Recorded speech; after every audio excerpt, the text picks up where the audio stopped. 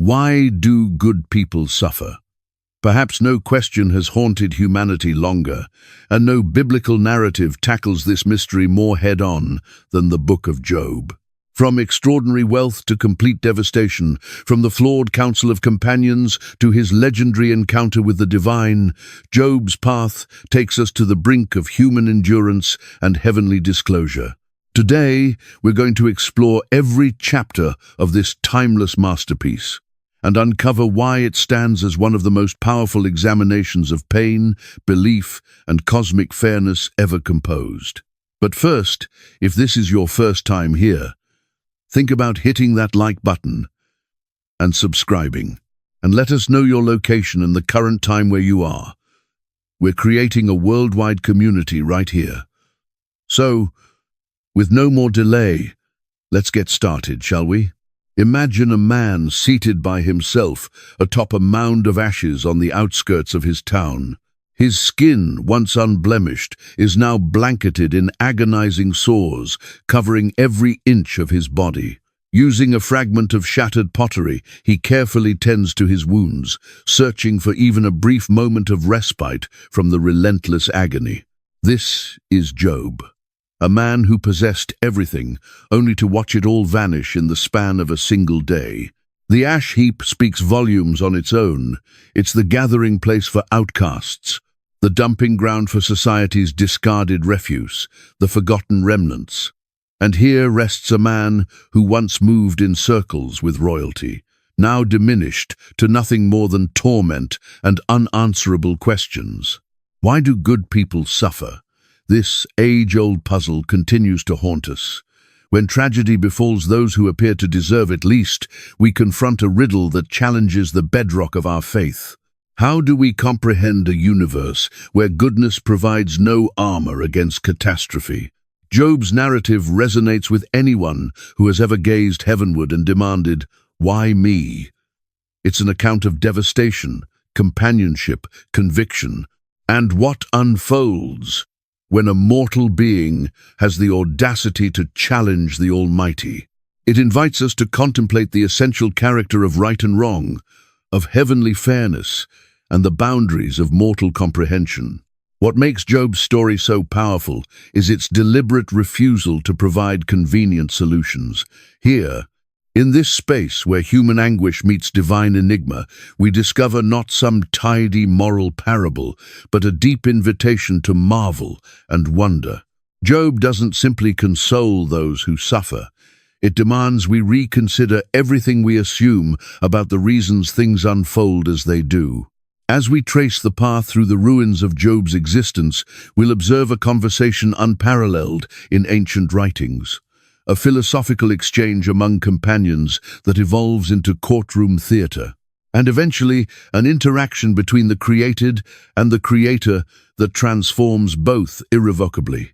Job's testimony resonates across millennia, addressing our profoundest anxieties and loftiest aspirations. His inquiries mirror our own, his suffering reflects our own, and maybe, just maybe, his journey through shadow and darkness can shed light on ours as well. Let us commence where every great narrative begins, not with solutions but with mysteries, not with absolute certainty but with curiosity. Let us settle ourselves beside Job on that ash heap for a time, and hear whatever insights might flow from the mouth of an upright man who found the courage to demand God answer for himself. Our narrative takes place in the land of Uz, somewhere within the ancient Near East, in an era predating the monarchy of Israel. This situates Job in a civilization dramatically unlike ours, a civilization where social standing was determined at birth, where survival hung by the thinnest of threads, and where deities were believed to govern every dimension of mortal existence. In Job's era, the prevailing belief system was straightforward. Blessings come to virtuous people, and calamities come to wicked people. The natural order dictated that moral living brought prosperity, while wrongdoing invited disaster. This philosophy, termed retributive justice, formed the foundation of ancient ethical systems throughout the Near East, from Babylon all the way to Egypt. Picture the bustling ancient marketplace. where traders and customers negotiate over goods, where rumors and information travel from one caravan to another. In such a place, reputation, a person's good name, mattered more than anything else. Job was recognized as blameless and upright, terms carrying the force of the ultimate commendation. In a society where honor determined human value, Job occupied the highest position imaginable. The account of Job fits within a distinct category of writing known as wisdom literature. Different from historical records or legislative texts, wisdom literature grapples with existence's deeper mysteries. What is our purpose? What principles should guide our lives? Is it possible to comprehend the divine mind? These compositions frequently appear as poetry, proverbs, or philosophical exchanges. Job's account stands alongside other ancient compositions, questioning suffering's nature and divine equity. From Mesopotamia emerged The Righteous Sufferer, a poem describing a virtuous man afflicted by heavenly forces. From Egypt came The Dispute Over Suicide, which contemplated whether existence held value amid injustice. These ancient testimonies all wrestled with identical riddles. Why doesn't reality function according to our expectations? The brilliance of Job's narrative resides in its literary structure. It opens and concludes with straightforward storytelling prose, presenting the essential facts of what transpired. However, the core of the composition unfolds as verse. Elaborate, layered poetry that rises with splendor even while descending into despair's depths. This blending of forms suggests we're encountering something beyond mere historical record. We're stepping into a realm of truth surpassing simple facts. Composed sometime during the 7th through 4th centuries BCE, the Book of Job surfaced during an epoch when numerous ancient societies were challenging conventional religious concepts. As empires ascended and collapsed, as populations faced conquest and displacement, the traditional assumptions about divine blessing appeared increasingly unconvincing. Job's account addresses this faith crisis head-on. It seizes conventional understanding about suffering and inverts it completely. Rather than providing tidy answers, it draws us into the tempest of uncertainty, objection, and enigma. It proposes that certain truths exist beyond mortal grasp. Still, we must pursue them. So, as we enter this ancient realm, let's set aside our contemporary presuppositions. Job's narrative isn't merely about endurance through hardship, as subsequent traditions occasionally depicted it. It's about the bravery to question, the intensity to object, and ultimately, the modesty to stand awestruck before existence's puzzles that no mortal intellect can completely fathom. Every compelling drama requires fascinating characters, and Job's account introduces us to personalities who have captured imaginations across centuries. Each one embodies distinct responses to life's most challenging dilemmas. At the core stands Job himself, a man whose very identity has become interchangeable with patience and perseverance. Yet this widespread understanding barely touches the surface of his multifaceted nature. Job is a prosperous landowner from Uz, honored by everyone in his acquaintance, with 7 sons and 3 daughters, extensive herds of livestock, and numerous servants. He represents success in his ancient context. Still, material abundance doesn't characterize him. His righteousness does. The scripture portrays him as blameless and upright, a man who revered God and turned away from wickedness. He shows compassion toward the impoverished, practices fairness in commerce, and remains devoted to his spiritual obligations. Job isn't flawless, but he pursues life with unwavering integrity. His most significant strength, destined to face unprecedented testing, is his genuine connection with God, founded not upon mindless submission, but upon sincere trust. Then we encounter God, depicted not as some remote deity, but as an engaged force in mortal affairs. The God within Job's narrative conducts regular assemblies with celestial beings, participates in conversation, and even accepts a challenge concerning human devotion. This isn't some abstract energy, but a conscious entity possessing intention, objective, and character. God manifests initially as Job's protector, then seemingly as his and ultimately as his examiner and healer. The divine personality in this drama resists simple classification, neither entirely reassuring nor entirely fearsome, but absolutely supreme and fundamentally mysterious. Among the most fascinating personalities is the accuser, or in Hebrew, Satan. This isn't yet the devil from subsequent religious tradition, but rather a position or responsibility comparable to a prosecutor within the divine tribunal. His designation means adversary or challenger. He materializes among the sons of God, divine entities comprising God's counsel, with one particular assignment: evaluating the authenticity of mortal virtue. The accuser doesn't accept that anyone serves God without ulterior motives. He suspects that beneath every righteous deed lies calculated self-benefit. Does Job fear God for nothing? He inquires, initiating the entire drama with one straightforward question that pierces the essence of human incentive and belief. Finally, we meet Job's companions: Eliphaz from Teman, Bildad from Shuah, and Zophar from Naamah, subsequently joined by a younger individual named Elihu from Buz. These men travel from their territories to console their anguished friend. They commence with noble intentions, sitting wordlessly with Job for 7 complete days and nights. But once Job shatters his silence with harsh grievances, they feel obligated to uphold God's righteousness. Each companion embodies a different dimension of traditional understanding about suffering.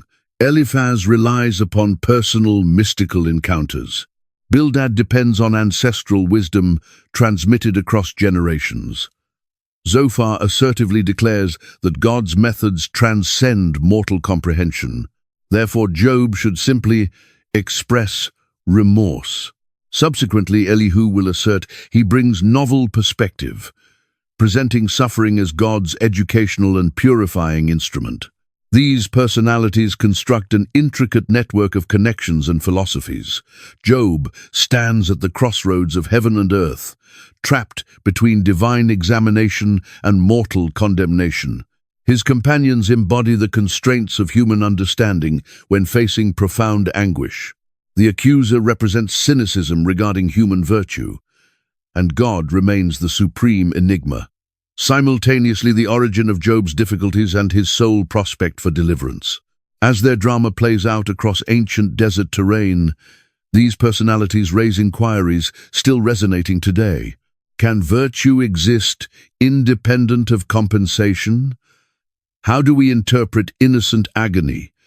And what occurs when mortal comprehension encounters its threshold before cosmic riddles? The Book of Job progresses like a masterfully constructed theatrical production, shifting between distinct literary styles to forge a formidable investigation of suffering and conviction. Grasping its distinctive architecture helps us value the genius of this ancient composition. The narrative commences with a prose prologue, chapters 1 and 2, composed in direct narrative form. Here we encounter Job, discover his virtuous existence, and observe the celestial wager destined to challenge his devotion. The prose reads like folklore, establishing the dramatic circumstances with lucid, uncomplicated language. We observe Job forfeit his prosperity, his children, and his vitality in swift succession. We witness his spouse advise him to renounce God and perish. And we encounter the 3 companions who arrive to support him, remaining silent for 7 days before anyone utters a single word. Then something extraordinary transpires. When Job ultimately speaks in chapter 3, the composition abruptly shifts from prose into verse.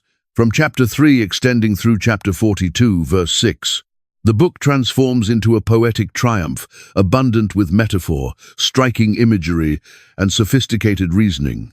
This transition indicates we've progressed from elementary storytelling into the domain of deep philosophical inquiry.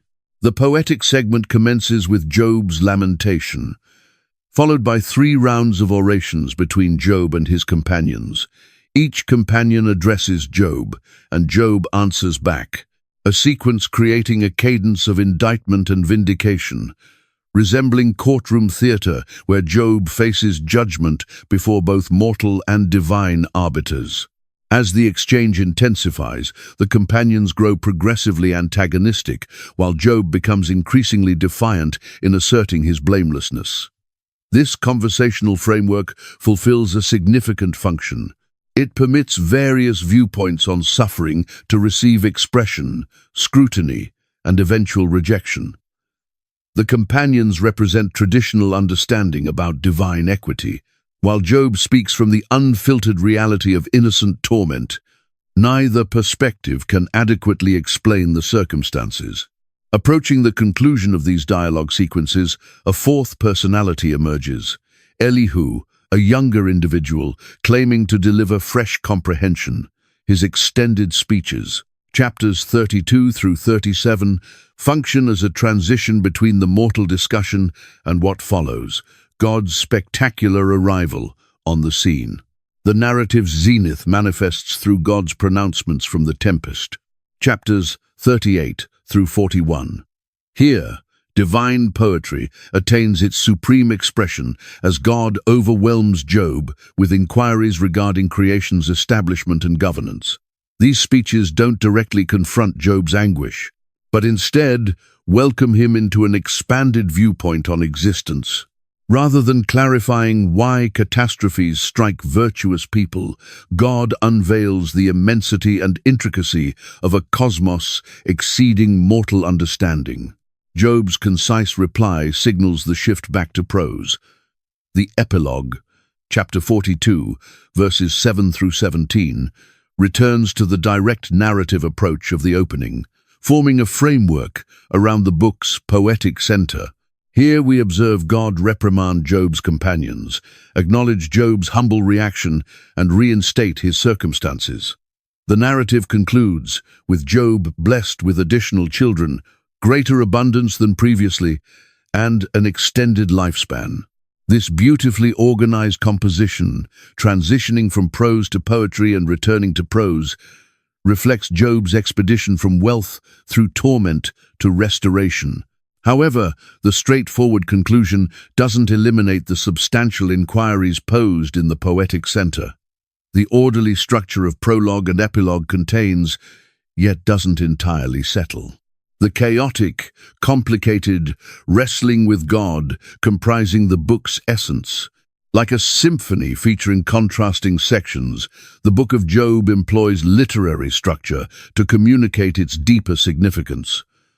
The friction between narrative and verse, between uncomplicated moral instruction and substantial existential questioning, produces a literary triumph that has challenged and comforted audiences for over 2 millennia. At its foundation, the Book of Job investigates eternal questions troubling human hearts since antiquity. These concepts interweave like strands in a tapestry, constructing an abundant portrait of humanity's effort to comprehend a reality where suffering appears arbitrary and fairness elusive. The most apparent theme is innocent anguish. Job forfeits everything without personal fault.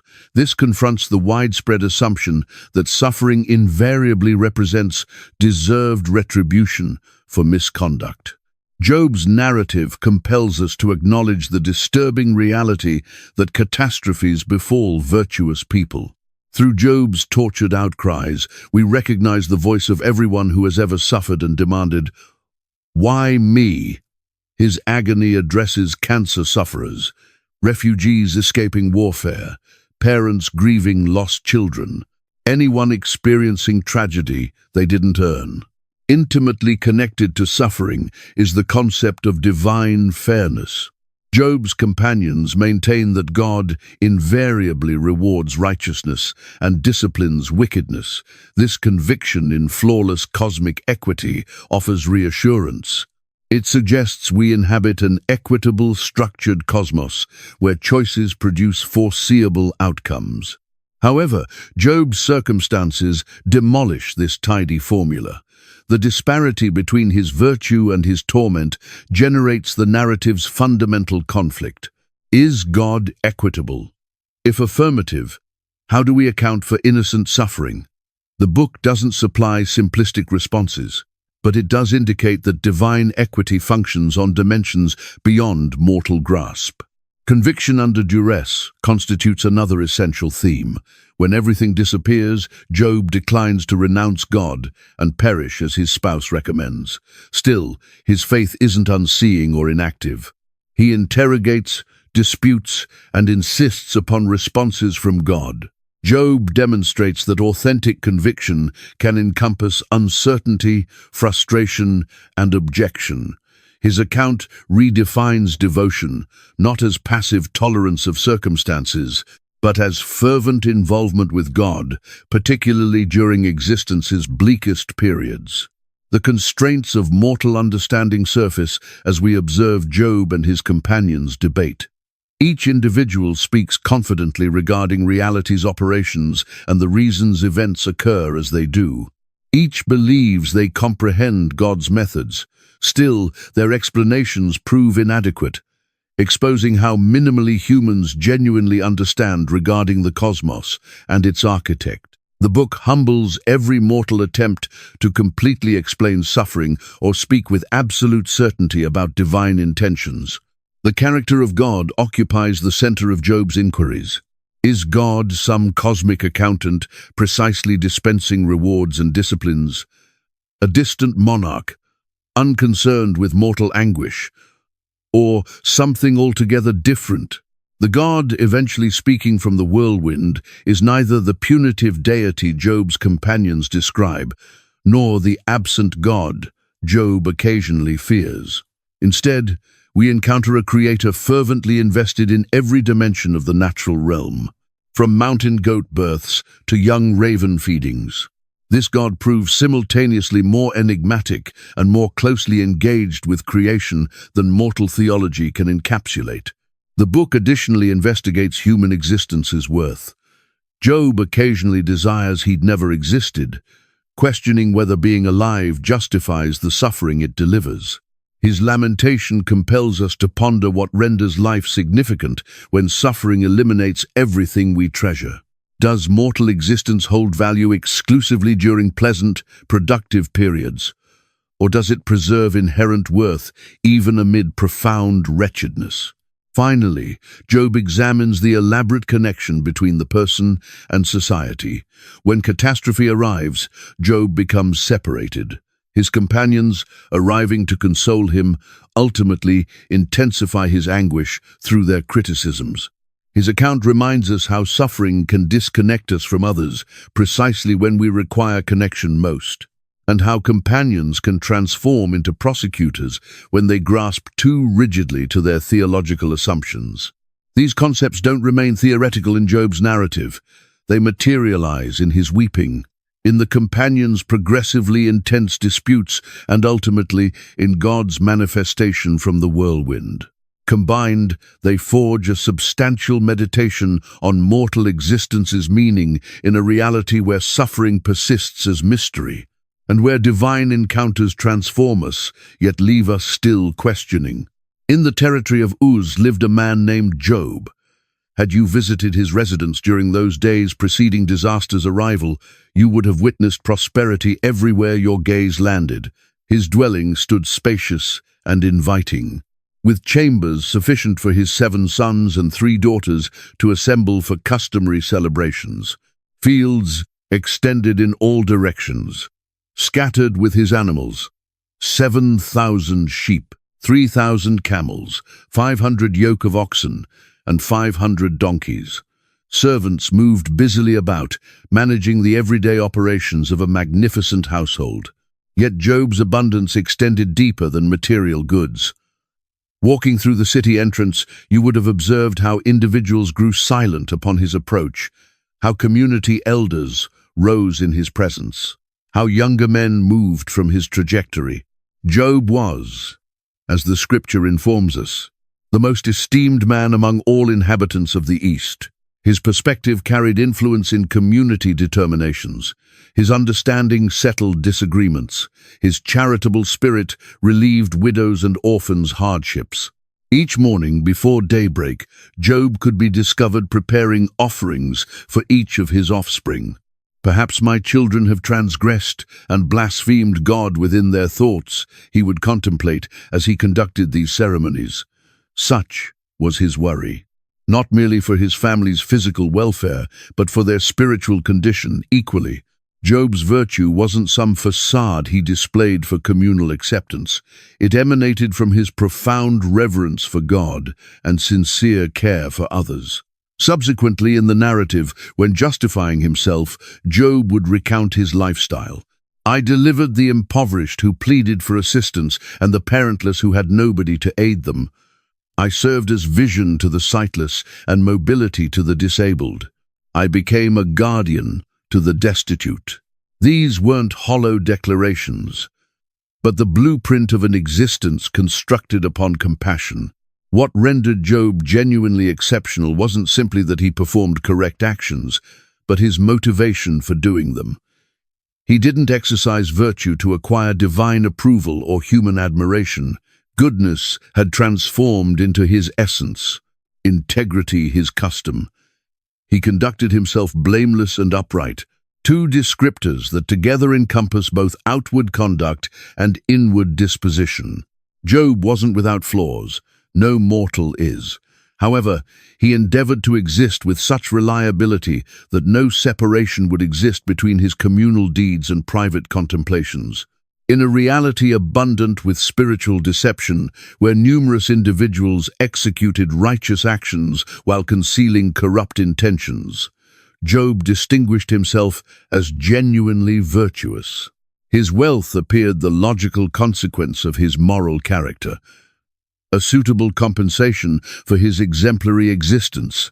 Everyone acquainted with Job could reference him as evidence that the ethical cosmos functioned precisely as anticipated. The righteous flourish, the wicked endure hardship. His existence seemed a flawless demonstration of divine equity in operation. Envision Job during this period preceding disaster's arrival, an honored authority positioned at his gateway, encircled by family, graced with abundance, confident in his connection with God.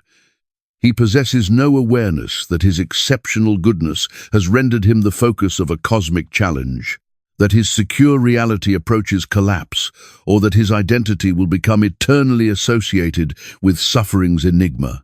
The perfect opening of Job's narrative fulfills a crucial objective. By confirming his impeccable disposition and extraordinary wealth, the account establishes the dramatic opposition necessary for subsequent events. The higher Job ascends in virtue and blessing, the more catastrophic his descent will manifest, and the more difficult the inquiries his suffering will provoke. As readers or listeners, we're encouraged to preserve this opening portrait of Job throughout the narrative. When we subsequently observe him tending his sores atop an ash heap, when we hear him express anguish, when his companions accuse him of concealed transgressions, we possess knowledge they lack. We recognize the man Job authentically was, preceding calamity's arrival, and that awareness renders his suffering's mystery profoundly more disturbing. While Job oversees his animals and provides for his family, unaware of powers assembling beyond mortal perception, the scene transitions dramatically to heaven's tribunal. Here, in a dimension beyond earthly comprehension, spiritual entities gather before God's throne. The scripture identifies them as the sons of God, divine beings comprising God's celestial assembly. Envision this heavenly congregation, where messengers traversing the cosmos deliver accounts from creation's distant regions.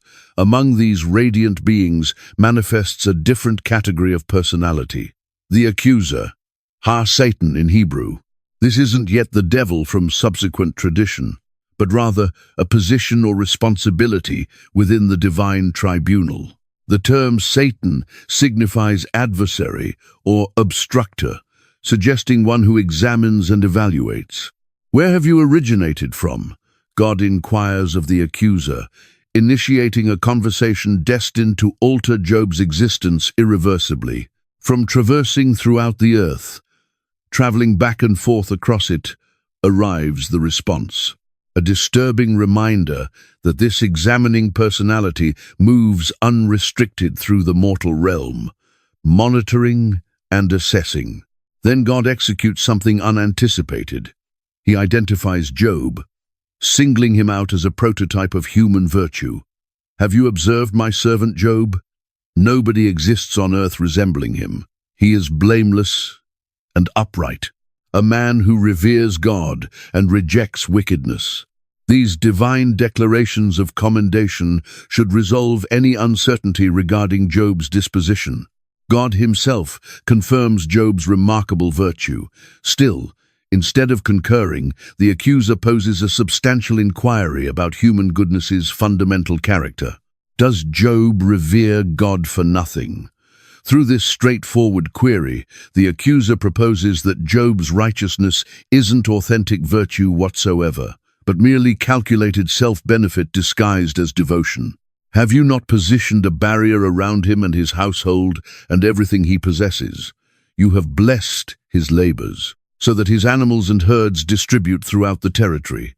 But now extend your hand and eliminate everything he owns, and he will absolutely renounce you to your face. The accusation proves devastating in its ramifications. It proposes that nobody, not even the most seemingly virtuous individual, authentically values goodness for its intrinsic merit. Eliminate the compensations, declares the accuser, and you'll expose human righteousness's hollow foundation. Job serves God not from sincere reverence, but because it has rendered him prosperous and esteemed. His virtue represents merely a commercial transaction, devotion traded for divine safeguarding. God acknowledges the challenge. Very well then. Everything he possesses is within your authority, but upon the man himself do not place a finger. With these declarations, Job's destiny is determined. Though he possesses no awareness of this celestial conversation, the protective barrier is withdrawn, not because Job has transgressed, but because his righteousness has rendered him the examination case for all humanity. This scene in heaven generates substantial inquiries about divine governance. Does God wager with mortal existences? Does he require proof for spiritual entities? Why would an omniscient God need to examine Job's devotion? The scripture doesn't comprehensively address these inquiries, preserving the enigma of divine objectives. What this celestial assembly does disclose is that reality encompasses dimensions beyond mortal awareness. Job will shortly experience catastrophic forfeitures, but neither he nor his companions will possess knowledge of this conversation explaining the reasons. They will attempt to comprehend his suffering employing the restricted theological structures available to them, unaware that Job's individual catastrophe fulfills a broader objective in a cosmic theater. The challenge initiated in heaven generates dramatic suspense for the audience. We possess knowledge Job doesn't, that his reaction to suffering will respond to the accuser's challenge about whether mortals can value God and goodness for their intrinsic worth, independent of any compensation. As we observe Job's reality disintegrate around him, we're drawn into the examination ourselves, contemplating what would persist of our own conviction if everything else disappeared. The day commenced like any other for Job.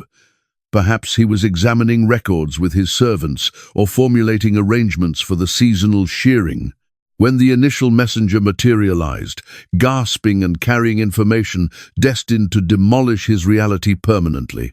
The oxen were cultivating, and the donkeys were feeding nearby. The servant gasped. When the Sabaeans assaulted and seized them, they slaughtered the servants with the blade. And I alone have survived to inform you. Before Job could process this blow, the forfeiture of livelihood and innocent existences, a second messenger hurried in. His garments were charred, his face darkened with residue. The fire of God descended from the heavens and incinerated the sheep and the servants, and I alone have survived to inform you. The sheep, 7,000 of them, eliminated instantaneously, additional servants deceased.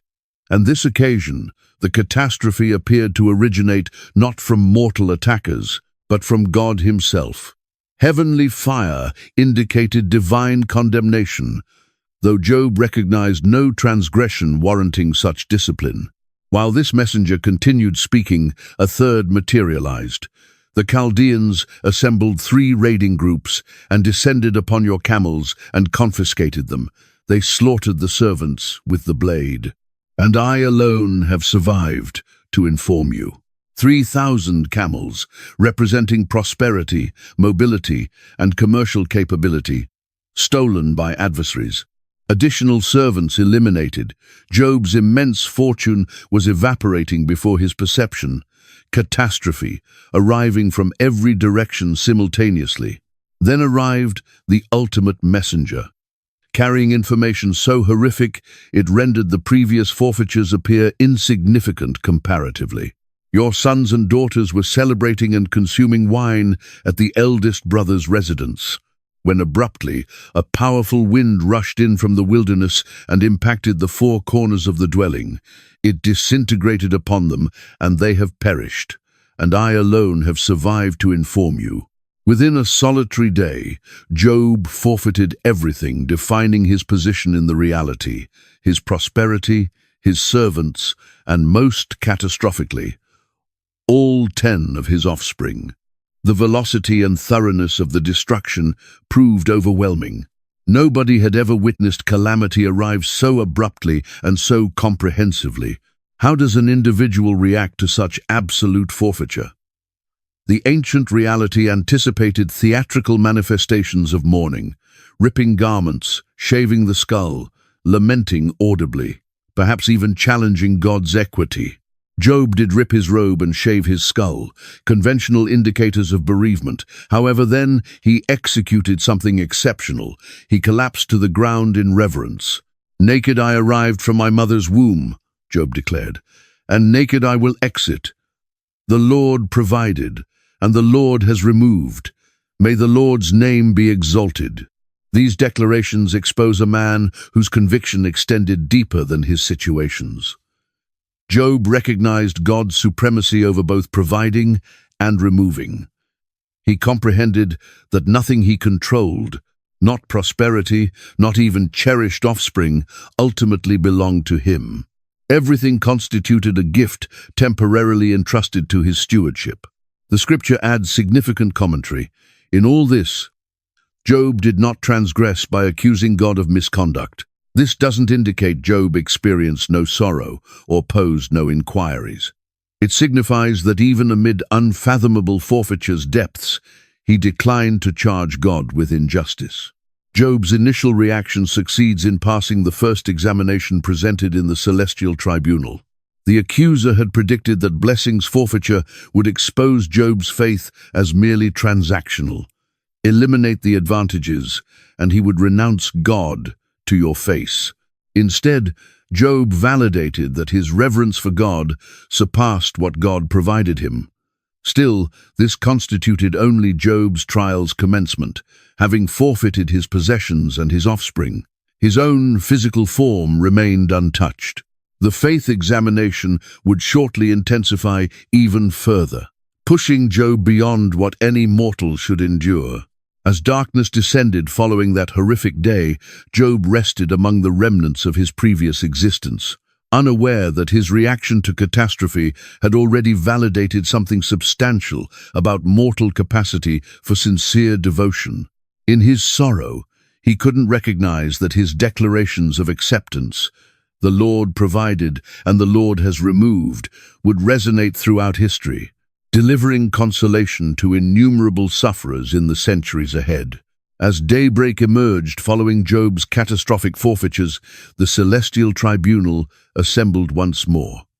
Despite the comprehensive destruction of Job's wealth and family, the accuser remained dissatisfied. Job had preserved his righteousness, confronting external forfeitures. However, would his conviction persist if the suffering transformed personal, inscribed into his actual flesh?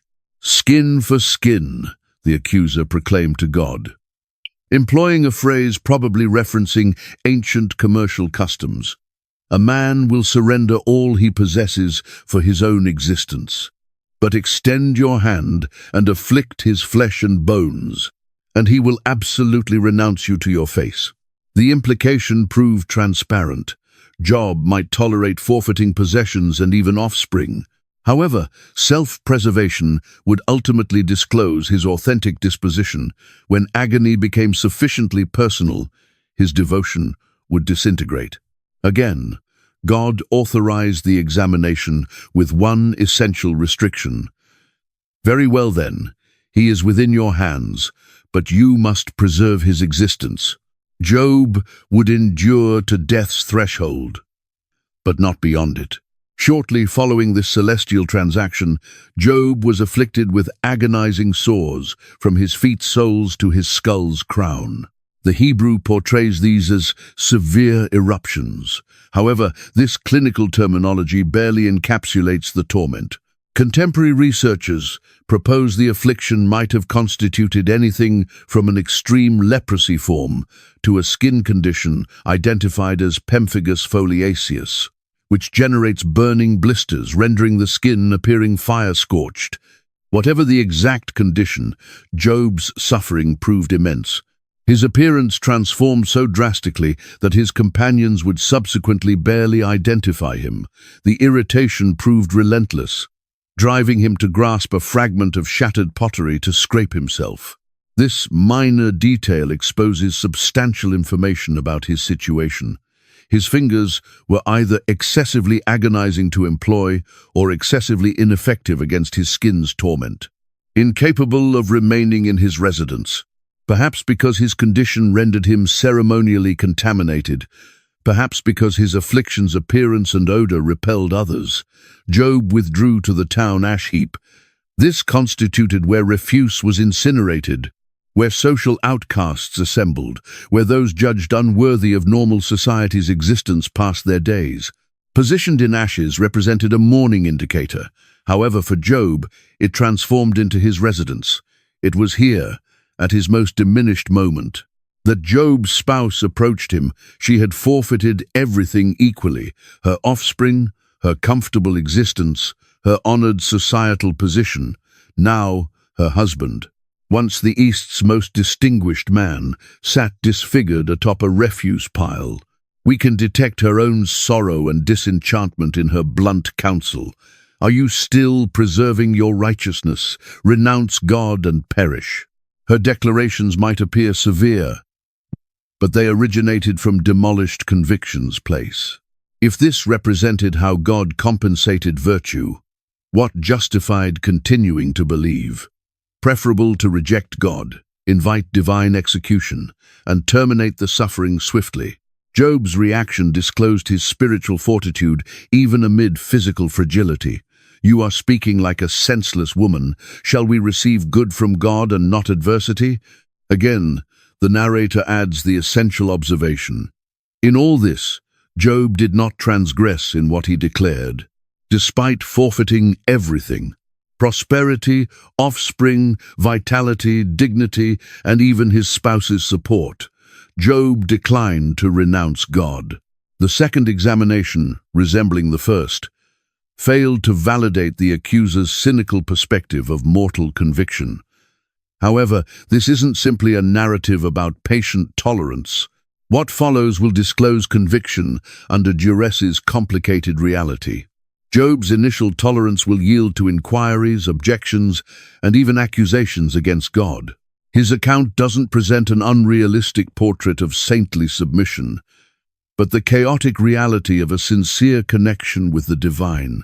For now, though, Job remains in quietness atop the ash heap, tending his sores, mourning his forfeitures, perhaps contemplating if death might genuinely prove preferable to continued suffering. The celestial challenge has delivered him lower than any mortal should descend, and still, the most severe agony may await. not physical torment, but the well-intentioned guidance of companions who will attempt to clarify his suffering and merely succeed in intensifying his wounds. Information of Job's catastrophic forfeitures distributed swiftly through the ancient commercial pathways. 3 men, Eliphaz from Teman, Bildad from Shua, and Zophar from Naamah, received the information and formed an agreement to visit their companion.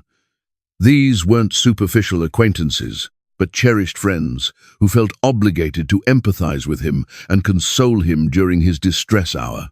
Each man originated from a distinct territory, suggesting Job's standing and connections extended considerably beyond his territory. Eliphaz probably traveled from Edom, recognized for its wisdom customs. Bildad may have journeyed from the Arabian wilderness.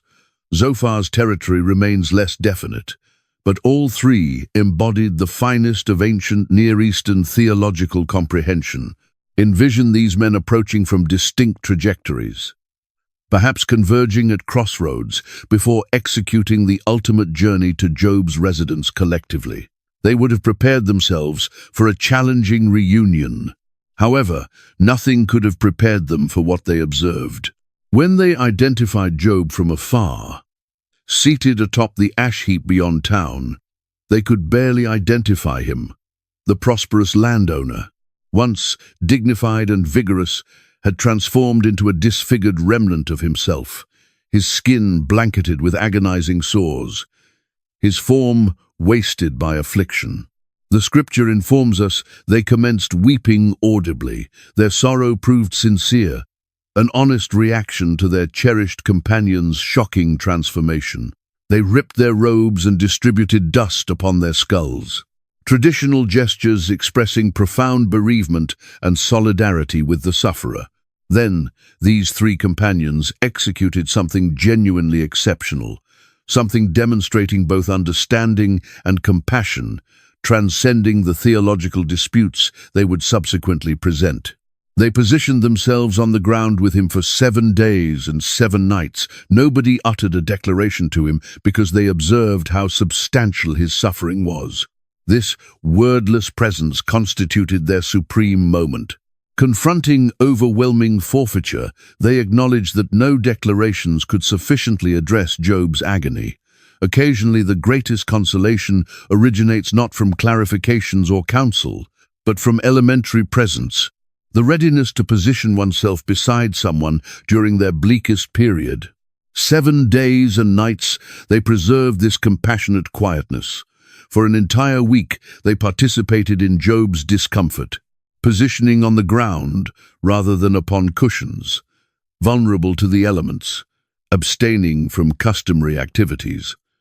Their silence established space for Job's sorrow, acknowledging through their presence that his suffering possessed significance.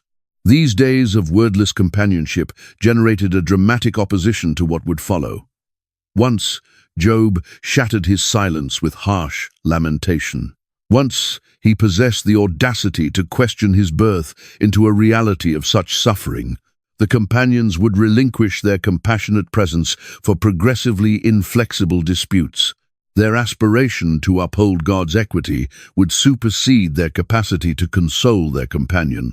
However, for now, with fees, in this sacred interval before the discussion commenced, Eliphaz, Bildad, and Zophar validated the essence of authentic companionship, the bravery to penetrate another's agony without retreating, the modesty to recognize that certain suffering exists beyond clarification, and the tolerance to position in uncomfortable quietness rather than saturating the atmosphere with hollow declarations. The ash heap transformed into a convergence place of demolished hearts. Job in his physical torment, the companions in their powerless observation of his suffering, all confronted with mortal existence's fragility and undeserved agony's enigma. As the sun descended on the 7th day, none of them recognized that their silent watch would shortly erupt into one of history's most substantial theological discussions. Job was approaching silent tolerance's threshold. Shortly, he would vocalize the inquiries that had undoubtedly been accumulating within him through these suffering days. Inquiries that would confront traditional understanding about God, fairness, and mortal existence's significance. The quietness preceding this tempest possessed its own importance. It established space for the profoundest inquiries to materialize.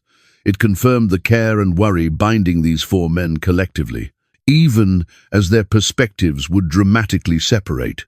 And it reminds us, thousands of years subsequently, that occasionally the most powerful reaction to suffering isn't clarification, but presence. The elementary gift of declining to abandon someone, isolated in their agony. 7 days and nights elapse in stillness. Job remains motionless atop the ash heap, his companions beside him without declarations. The silence envelops them like a burial cloth, until ultimately Job's voice penetrates through the quietness. What emerges isn't tolerance, but unfiltered anguish that tears at heaven's fabric itself. "May the day of my birth vanish," Job exclaims, his voice quivering with sorrow. "May that day transform to shadow. May God above disregard it. May no illumination radiate on it." His declarations descend like stones into motionless water, each one transmitting ripples across the ancient wilderness. This isn't some courteous petition. This is the cry of a wounded spirit. Job doesn't merely challenge his situations, he challenges his very being. Why did I not expire at birth, to emerge from the womb and perish? The man once recognized for his blessings now desires he had never drawn heir.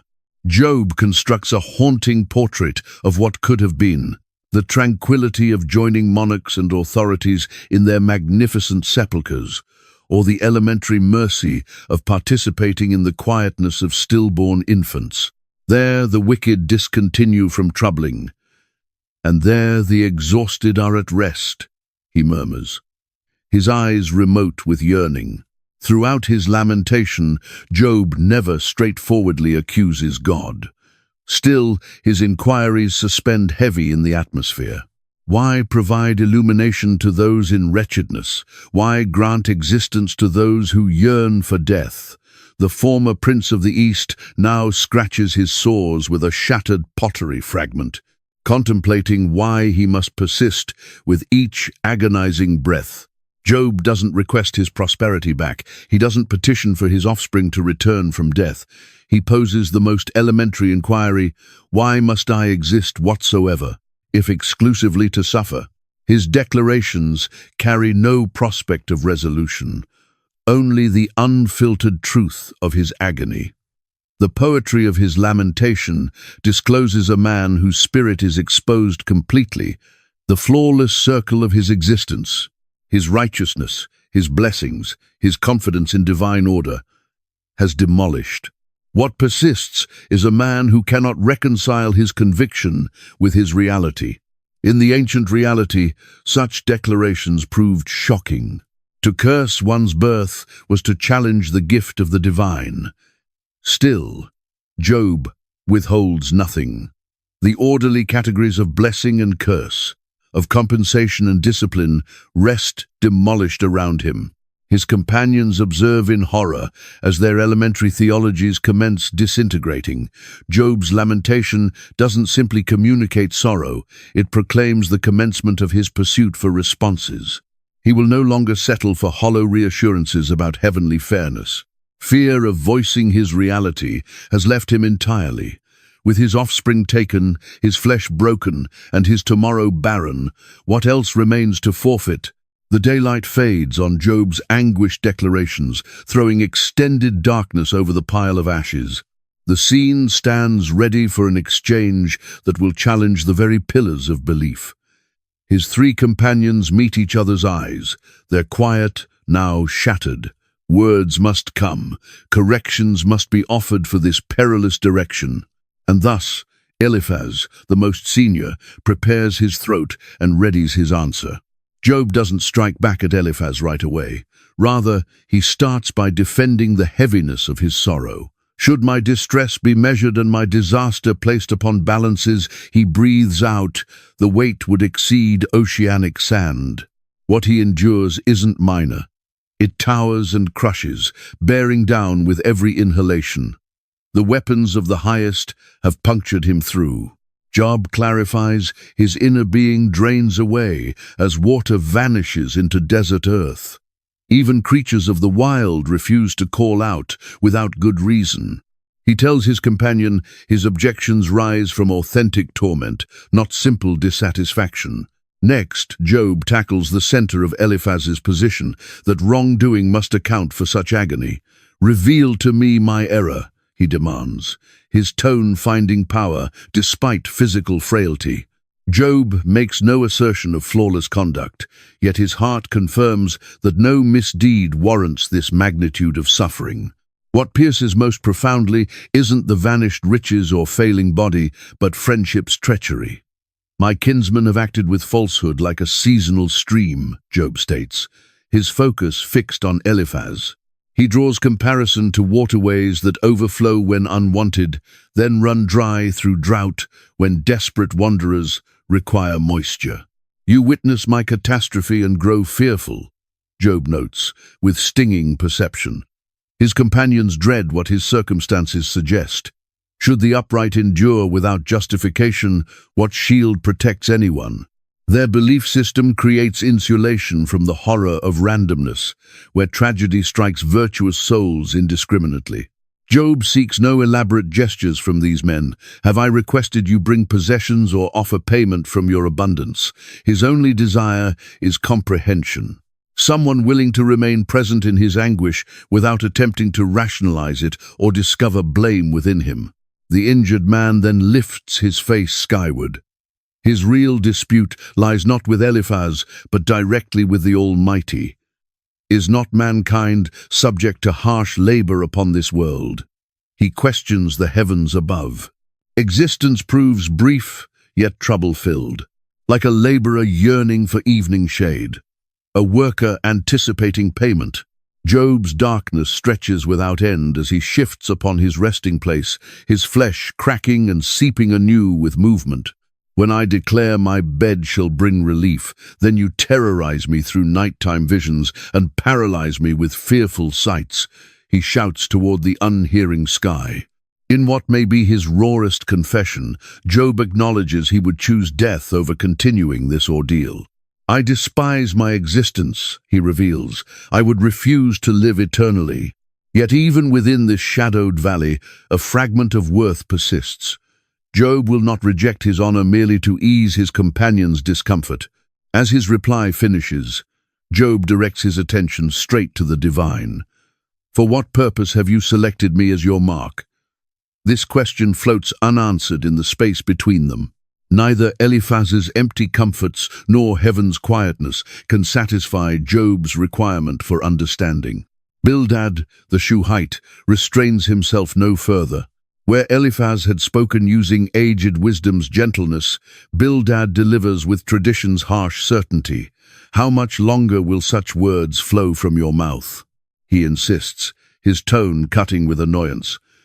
"The speech you offer is nothing but forceful wind." For Bildad, clarity reigns supreme. The Almighty does not twist fairness. This foundation supports everything else that stands. Should Job's offspring have transgressed against the divine, their consequences were earned. The declaration strikes like a physical blow across Job's grief-carved features.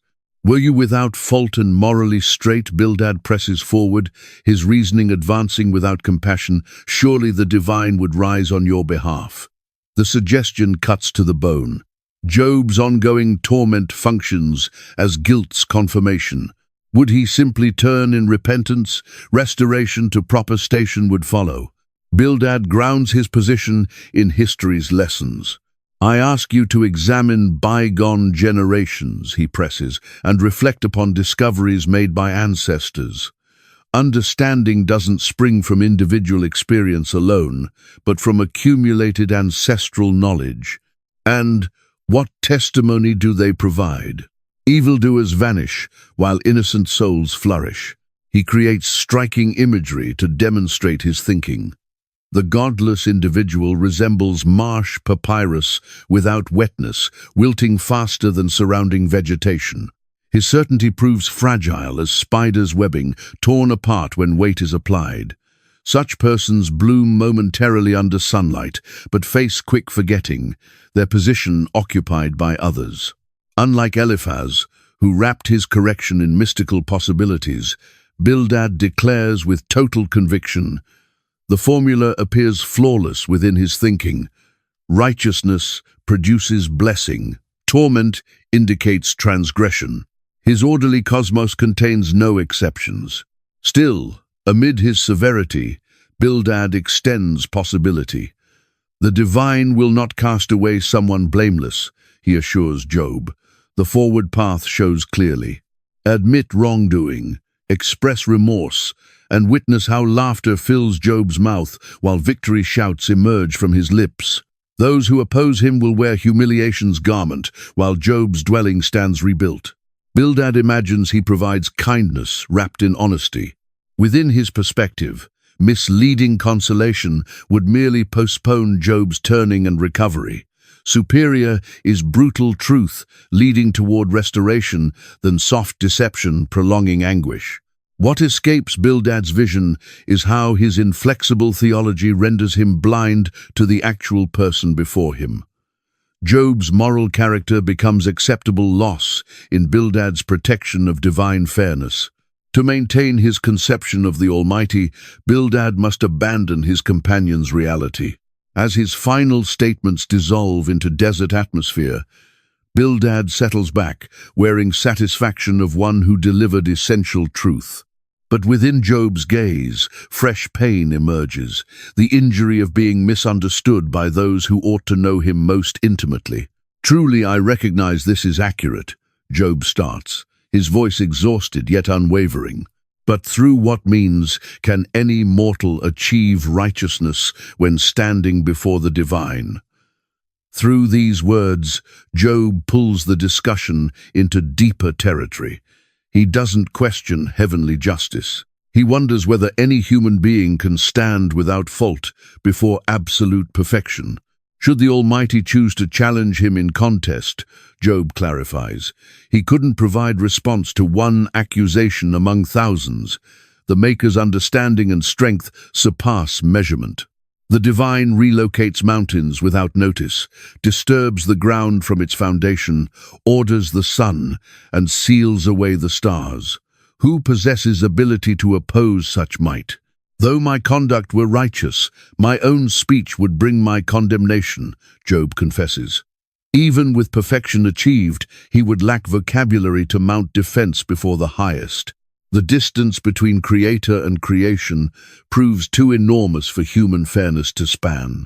Yet within this recognition of heavenly power, Job exposes his deepest injury, the apparent unconcern of divine fairness. Should catastrophe deliver sudden death, the Almighty ridicules innocent despair, he notes. Within Job's demolished reality, wicked individuals prosper, while blameless men such as himself endure causeless suffering. His remaining time vanishes swifter than any runner, fleeing without glimpsing goodness, resembling reed vessels, resembling eagles diving downward. His existence rushes toward conclusion without tasting joy again.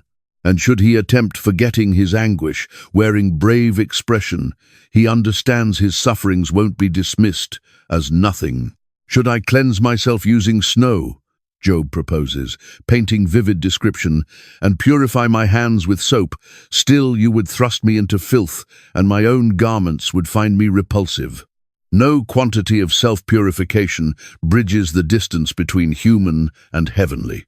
What Job craves cannot come into being, a mediator capable of positioning himself between man and maker, someone who might place hands upon both parties.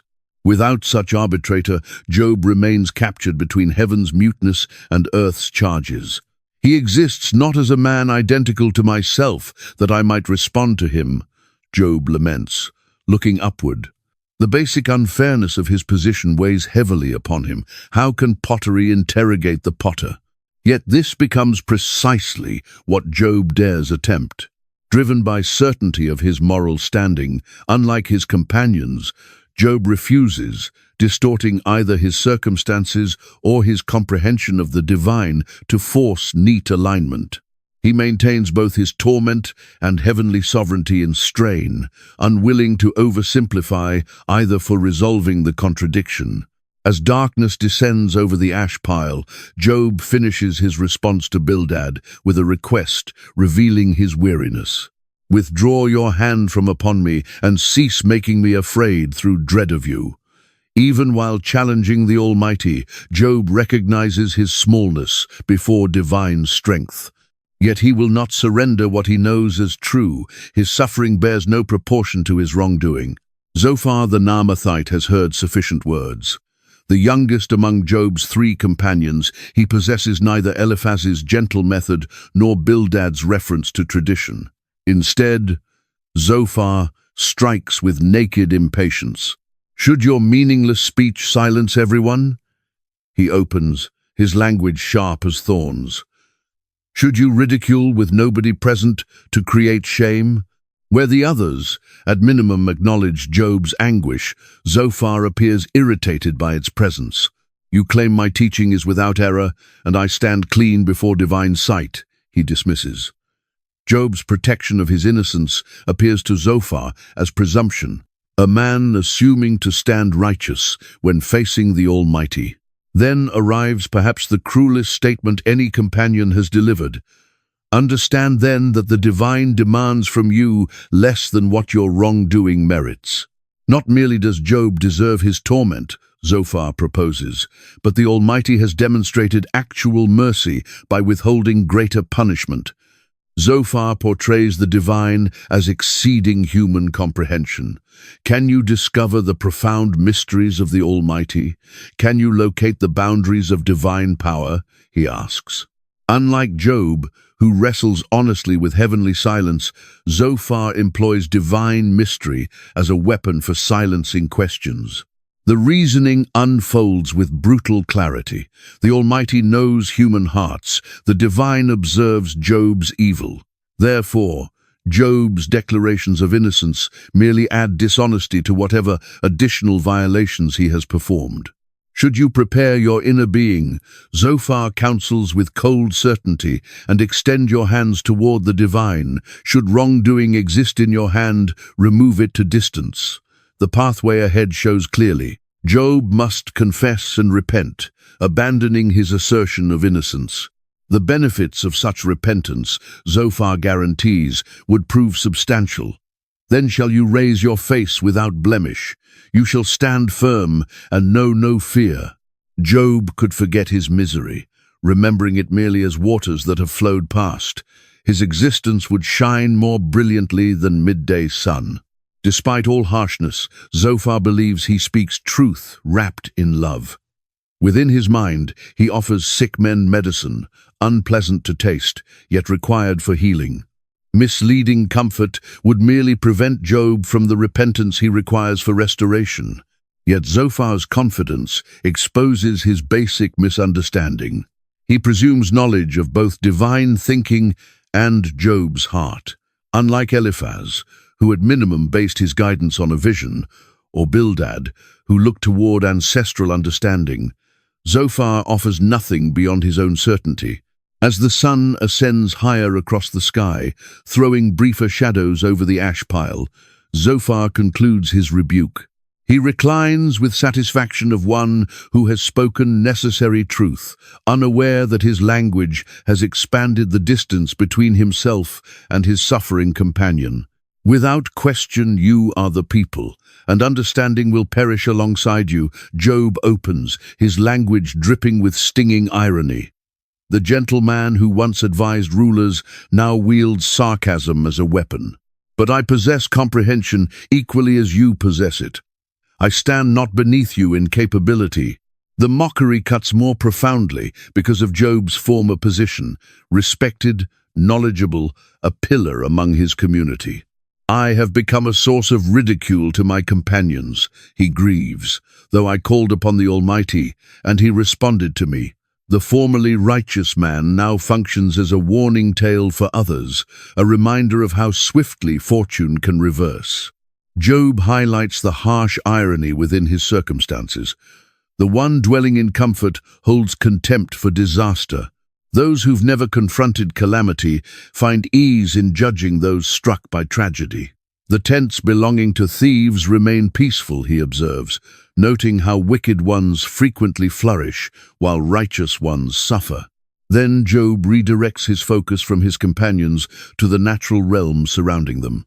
"Ask the animals and they shall instruct you," he says, gesturing toward hills beyond the ash pile. The birds flying overhead, the fish swimming in seas, all of them understand that the hand of the Almighty has accomplished this. Every living creature exists at divine pleasure. Within his hand resides the life of every living thing and the breath belonging to all humankind. Job confirms that heavenly power is absolute. Should the divine tear down, none can reconstruct. Should the divine shut someone inside, none can open. Through these words, Job reveals the gap within his companions' thinking. They speak as though defending divine fairness, yet Job's vision of heavenly power exceeds theirs. The divine being Job worships isn't restricted by human concepts of equity. Actions follow divine understanding beyond human grasp. The Almighty makes nations powerful and destroys them. Job continues, his voice gathering force. Understanding is removed from leaders of peoples, and they are made to wander through trackless wilderness. Divine sovereignty extends across all creation, including human matters. Job turns from description to direct challenge. "Look, my eye has witnessed all this. My ear has heard and grasped it." He requires no simplistic theology from his companions. He knows heavenly power firsthand, both as source of his previous blessings and his current trials. Then comes the devastating indictment. "As for you, you coat truth with falsehood. Worthless healers are all of you." Job rejects their false consolation, their easy responses that gloss over suffering's complexity. "Will you speak dishonestly on behalf of the divine and speak deceitfully for the Almighty?" he demands. In a stunning reversal, Job positions himself as the divine's defender against his companion's shallow theology. "The Almighty will surely rebuke you should you demonstrate partiality," he cautions them. The divine requires no human defenders, least of all those who distort truth to make it conform to their understanding. As shadows extend across the ash pile, Job concludes with a bold declaration of purpose. "Though the Almighty slay me, I shall hope in the divine, yet I shall argue my ways to the divine face." Even while maintaining his trust in the Almighty, Job refuses, surrendering his right to question, to seek understanding of his suffering. The sun descends toward the horizon, throwing extended shadows across the ash pile. Job's attention turns inward as he considers not merely his own suffering, but the wider human experience. "Man who comes from woman is limited in days and filled with trouble," he opens, his voice soft yet clear within the evening atmosphere. Life's briefness haunts his language. "A person comes forth like a flower and fades. Such a one flees like a shadow and does not continue." Within the vast expanse of time, human lives flash past in an instant, fragile and fleeting against eternity's backdrop. Job marvels at how the divine pays such close attention to these brief lives. "You have established boundaries that cannot be crossed," he observes. "Each person's days are numbered, limits set that none can pass." The divine cares for creatures who live and die in cosmic time's blink. The wounded man then offers a striking comparison between humans and trees. "For there exists hope for a tree. Should it be cut down, it shall sprout again, and its shoots shall not cease. Even when felled, a tree may send forth new growth from ancient roots. Though its root ages in the earth, and its stump dies in the soil, yet at the scent of water it shall bud. But humans enjoy no such renewal. A man dies and is laid low. Man breathes his last, and where is he? Once life departs, the body returns to dust without hope of natural restoration. As water evaporates from the sea and a river becomes parched and dries up, so people lie down and do not rise again. This observation isn't merely philosophical, it forms the core of Job's complaint. Should human life be so brief and filled with hardship? For what reason does the divine scrutinize it so closely? You observe me and test me every moment, he breathes out, wondering why the Almighty would focus divine attention on examining such temporary beings. Job then imagines death as a kind of refuge. Oh, that you would hide me in the grave, that you would conceal me until your wrath is past. Perhaps after death, the divine might remember him with favor. Should a man die, shall he live again? Job asks, his question hanging in the still desert air. Despite everything, a flicker of hope remains. All the days of my hard service, I shall wait until my change comes, Job promises. Even within the depths of despair, he imagines a future summons from the divine that he would eagerly answer. Yet the present reality crashes back. But now you number my steps, watching for my wrongdoing. Job feels trapped under divine surveillance, his every move scrutinized for fault. My transgression is sealed up in a bag, he laments, using the image of evidence preserved for judgment. As night falls across the land of Uz, Job concludes his meditation with images of erosion and decay. Water wears away stones, floods wash away soil. Similarly, the divine destroys human hope through relentless pressure. You prevail forever against a person, and such a one passes. You change the countenance and send away. The final picture is one of isolation. In death, a person knows nothing of their children's achievements or failures. Their only awareness is of their own pain and grief. As darkness envelops the ash pile, Job falls silent, his meditation on mortality hanging heavy in the night atmosphere. Morning breaks over the ash pile, bringing new light, but no relief. The three companions have listened to Job's defenses and found them wanting. Now they begin a second round of speeches, their tone harsher, their accusations more direct. Eliphaz speaks first, his previous gentleness giving way to open rebuke. Should a wise man answer with windy knowledge? He asks, dismissing Job's defenses as empty words. You are doing away with the fear of the Almighty and hindering meditation before the divine. The elder companion now directly accuses Job of specific wrongdoings. You have taken pledges from your kinsmen for no reason and stripped the naked of their clothing. These charges come not from evidence, but necessity. In Eliphaz's worldview, Job's suffering proves his guilt. Is not your wickedness great? Eliphaz demands. Are not your wrongdoings endless? He paints a picture of Job secretly harming widows and orphans while maintaining a public facade of righteousness. Therefore, snares are all around you, and sudden fear troubles you. Yet, even in this harsher speech, Eliphaz offers hope. Agree with the Almighty and be at peace, he urges. Receive instruction from the divine mouth. Confession would open the path to restoration. Gold like dust, silver piled high, Job could again lift his face to the divine and be heard. When Bildad takes his turn, his speech is shorter, his patience clearly wearing thin. How long will you hunt for words? He sighs, weary of Job's defenses. For Bildad, the matter remains simple. The wicked suffer. Job suffers. Therefore, Job must be wicked. He paints vivid pictures of the fate awaiting evildoers. The light of the wicked is put out, he declares. The flame of such a one's fire does not shine. Traps wait for such people at every turn, snares, nets, and pitfalls. Calamity is hungry for such a person, Bildad warns, his eyes fixed on Job's ravaged body. The final image is devastating. Future generations will be appalled at the wicked man's fate, just as those in the present shudder at it. Surely such are the dwellings of the unrighteous, Bildad concludes. Such is the place of one who knows not the divine. Zophar's second speech burns with impatience. "My thoughts urge me to answer," he begins, unable to contain himself. "I hear censure that insults me." Job's continued defense of his innocence strikes Zophar as a personal affront. Like his companions, Zophar sees the fate of the wicked as evidence against Job. "The exulting of the wicked is short," he insists. "The joy of the godless lasts but a moment.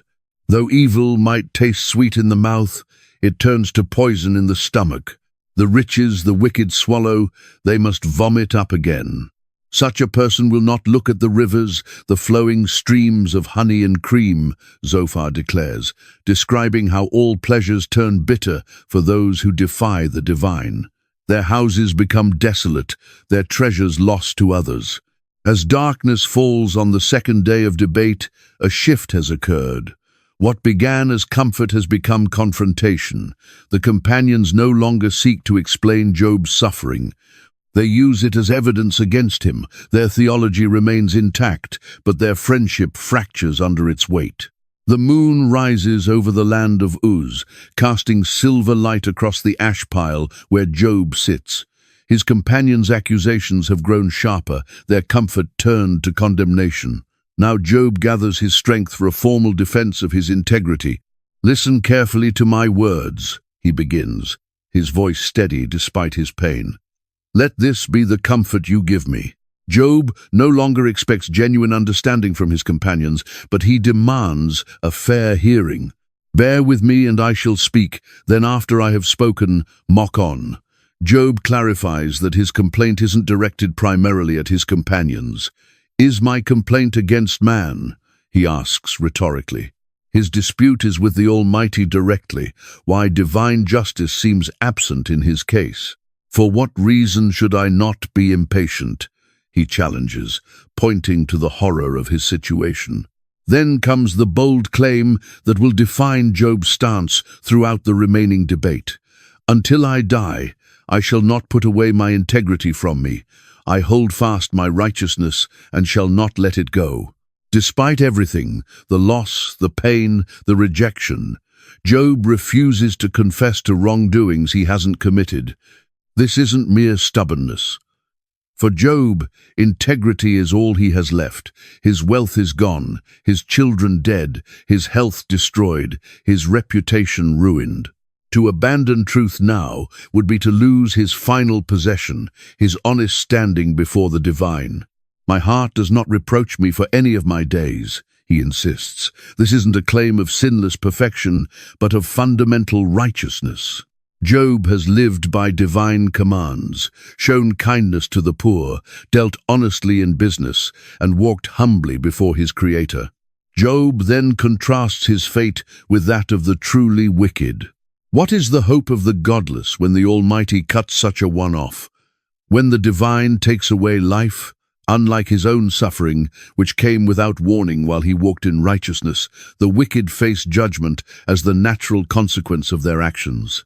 The wounded man questions whether his accusers truly know divine ways. Will such a one take delight in the Almighty?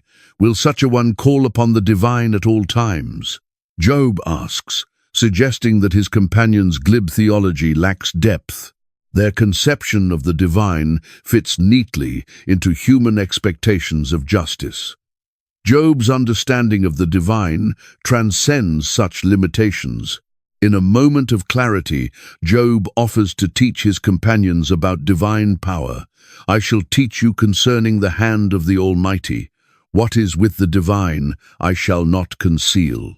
Despite his suffering, Job maintains that heavenly wisdom remains beyond human understanding. This leads to Job's central question: should the wicked often prosper while the righteous suffer? What becomes of simple theories of divine justice? For what reason do the wicked live, reach old age, and grow mighty in power? He asks. They see their children established, their homes secure, their flocks increasing, all while rejecting the divine. As dawn approaches, Job concludes his defense with a devastating observation. One dies in full vigor, being wholly at ease and secure.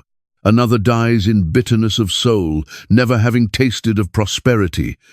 Where is the justice in such random distribution of fortune?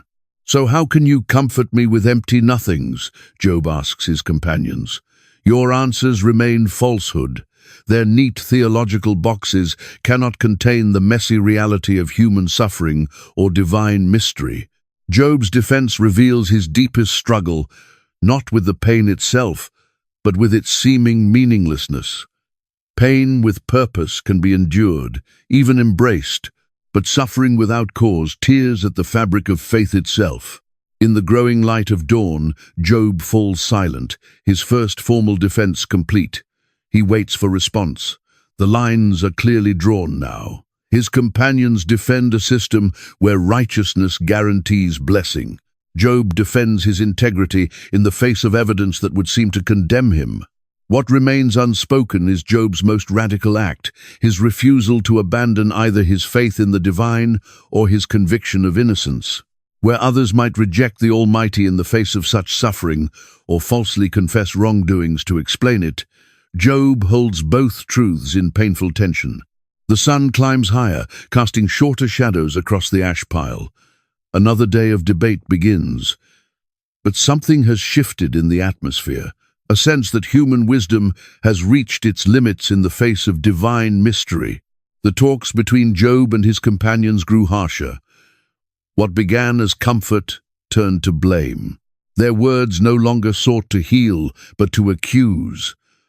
The companions, once quick to sit with Job in silence, now hurled words like stones.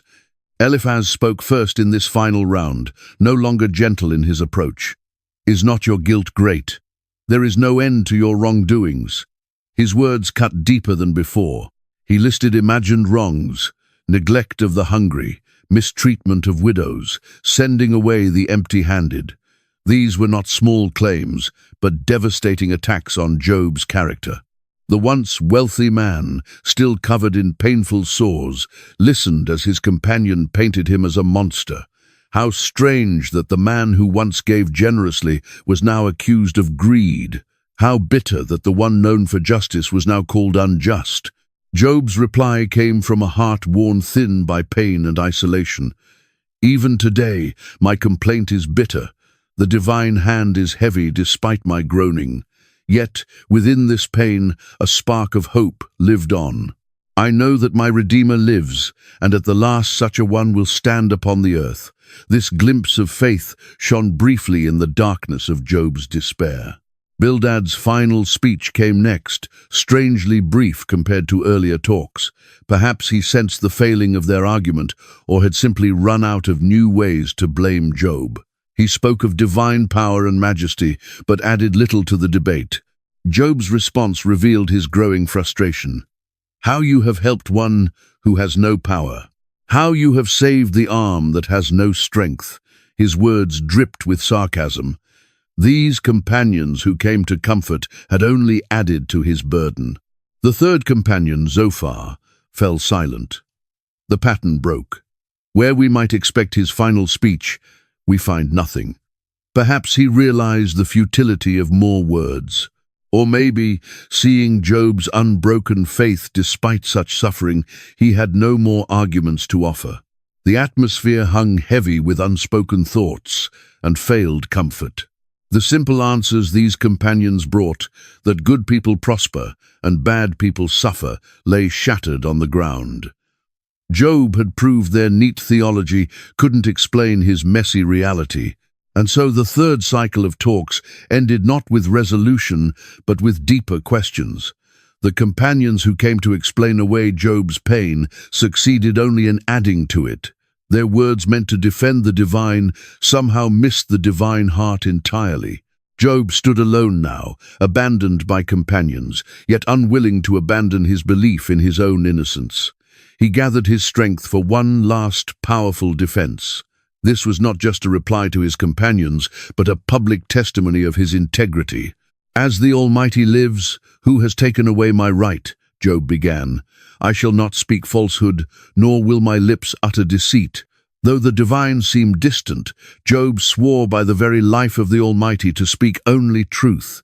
Even in his darkest hour, he refused to seek escape through lies. He looked back at his former life with aching heart. Oh, that I were, as in the months of old when the divine watched over me. Job remembered when divine friendship felt close, when his path seemed blessed, when his children gathered around his table. Those sweet memories now made his present pain even sharper. Job described his former place in society. He rescued the poor, helped orphans, guided the blind, carried the lame. When he spoke, people listened. They waited for his words like spring rain. His counsel brought hope to troubled hearts. I put on righteousness, and it clothed me, he said. My justice was like a robe and a turban. Job had lived as a man of integrity, not just in public view, but in the quiet places where only the divine could see. He had made a covenant with his eyes not to look lustfully at young women. He had been fair with his workers, generous with the needy. With growing boldness, Job issued a formal challenge. Let the Almighty answer me. He longed to present his case directly to the divine. Confident in his innocence, Job declared that if he had stolen land, mistreated servants, ignored the poor, trusted in wealth, or worshipped the sun and moon, then let him face punishment. If my land has cried out against me, he said, let thistles grow instead of wheat. Job was so certain of his integrity that he was willing to call curses upon himself if he had done wrong. This was no small claim in a world where such oaths were taken with deadly seriousness. Job ended with a solemn declaration. Here is my signature, let the Almighty answer me. Like signing a legal document, Job put his name to his defense.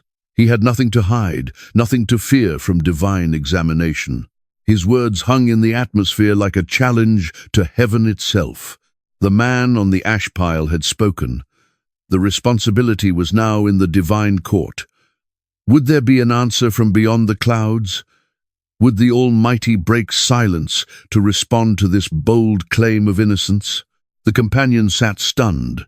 Job waited. The universe held its breath. When the dust settled from Job's powerful defense, an unexpected voice broke the silence. Young Elihu, who had been listening quietly all along, could contain himself no longer. His anger burned at Job for justifying himself rather than the divine, and at the three companions for failing to answer Job properly. I am young in years and you are aged, Elihu began, explaining why he had kept quiet until now. He had respected age and experience, hoping wisdom would flow from grey hair. But having heard the debate play out, he was deeply disappointed. It is not the old who are wise, nor the aged who understand what is right, he declared boldly. Elihu claimed the Spirit of the Almighty had given him insight that both Job and his companions had missed. His young eyes saw what their older ones could not. Unlike the three companions who simply accused Job of secret wrongdoings, Elihu offered a different view of suffering. Perhaps pain wasn't always punishment. Perhaps the divine used trials to teach, to protect, to guide people back to the divine self. Elihu spoke with the passion of youth, convinced he alone understood the true answer to the mystery of Job's suffering. He positioned himself as a mediator, not fully siding with the companions, yet not accepting Job's claims of innocence either. Far be it from the divine that such a one should do wickedness, Elihu insisted. The Almighty doesn't act unjustly or play favorites. Rich and poor are treated alike. Divine eyes watch every step we take. There is no darkness where evildoers can hide from the divine. The young man's words poured out like a flood. Where the other speakers had taken turns in orderly debate, Elihu seemed unable to stop once he began. 4 lengthy speeches flowed from his lips without pause for response. He claimed to speak on behalf of the divine, yet something important set him apart from the companions. Elihu suggested that suffering might serve a purpose beyond punishment. It might be the divine megaphone to get our attention when we drift from the path. The divine delivers the afflicted by their affliction, he declared, and opens their ear by adversity. In this view, Job's pain might be a classroom, not a courtroom. The divine might be teaching, not punishing. As Elihu finished his eager speech, dark clouds gathered on the horizon. The atmosphere grew thick with anticipation. Something was coming. Something that would forever change how Job understood his suffering. Elihu's youthful passion spilled into his first major speech. "I am full of words," he admitted. "The spirit within me constrains me." Like new wine in old wineskins, the pressure of his thoughts threatened to burst forth. He simply had to speak. Unlike the older companions, Elihu promised to treat Job as an equal. "Behold, I am toward the divine as you are. I too was pinched off from a piece of clay." This humility set a different tone.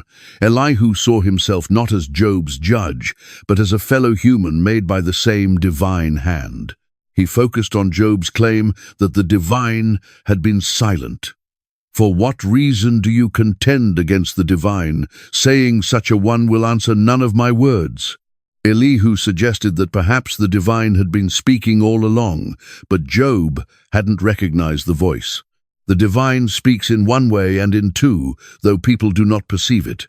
According to Elihu, the divine might speak through dreams and visions in the night. The divine might speak through pain and illness.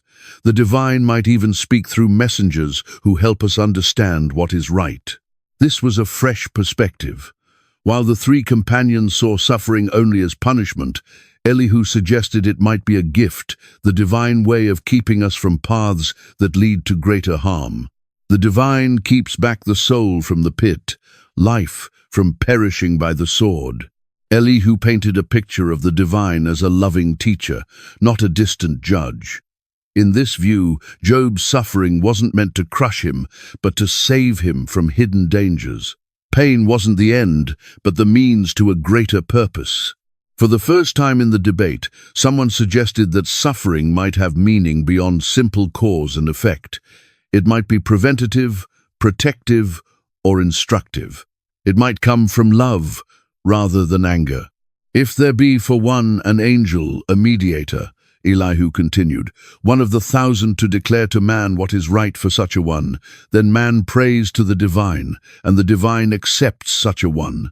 Here, Elihu hinted at something profound, the need for a go-between, to bridge the gap between humans and the divine. Little did he know how prophetic these words would prove. Centuries later, another mediator would enter the story of human suffering, one who would not just speak about pain, but experience it fully. Elihu concluded his first speech with an invitation. "If you have words, answer me. Speak, for I desire to justify you. If not, listen to me. Be silent, and I shall teach you wisdom." But before Job could respond, Elihu launched into a second speech. Without pausing for Job's reply, Elihu continued making his case. "Hear my words, you wise men, and give ear to me, you who know." His confidence grew with each sentence. The young man who had waited quietly now couldn't stop talking. For Job has said, "I am innocent, and the divine has taken away my right." Elihu zeroed in on what troubled him most, Job's claim that the divine had been unfair. To Elihu, this bordered on blasphemy. How could a mere man question the justice of the Almighty? "Far be it from the divine that such a one should do wickedness," Elihu insisted, "and from the Almighty that such a one should do wrong." He painted a picture of perfect divine justice, a ruler who shows no favoritism, who sees every hidden deed, who rules with perfect knowledge. Unlike the companions who simply assumed Job must have done wrong, Elihu focused on the bigger question. Can humans ever truly understand divine ways? Behold, the divine is great, and we know the divine not. The number of years is unsearchable. Elihu described divine power over nature and nations. The divine raises up kings and brings them down. The divine notices every step of every person. There is nowhere to hide from divine gaze, no darkness deep enough to cover wrongdoing. This wasn't just about Job anymore. Elihu was wrestling with the very nature of the relationship between humans and their creator. Can the clay demand answers from the potter? Can we insist that the divine explain to us? When the divine is quiet, who can condemn?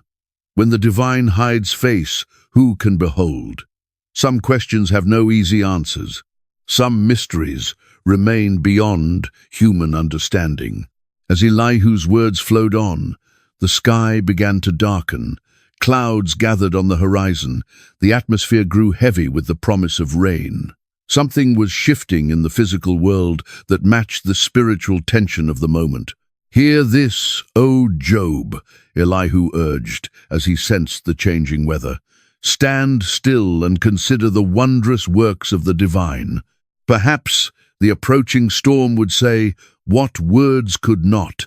The divine ways are higher than our ways, divine thoughts beyond our thoughts." The young man's voice competed with the rising wind. His final words pointed to the awesome power of the divine revealed in nature. The thunder, the lightning, the rain that falls on fields. Little did he know that the storm he described was about to become the backdrop for the divine own arrival. The atmosphere crackled with energy. Clouds blackened the sky. What began as a distant rumble grew into a deafening roar. The whirlwind came, spinning dust into spirals that reached toward heaven. And from within this storm, the unthinkable happened.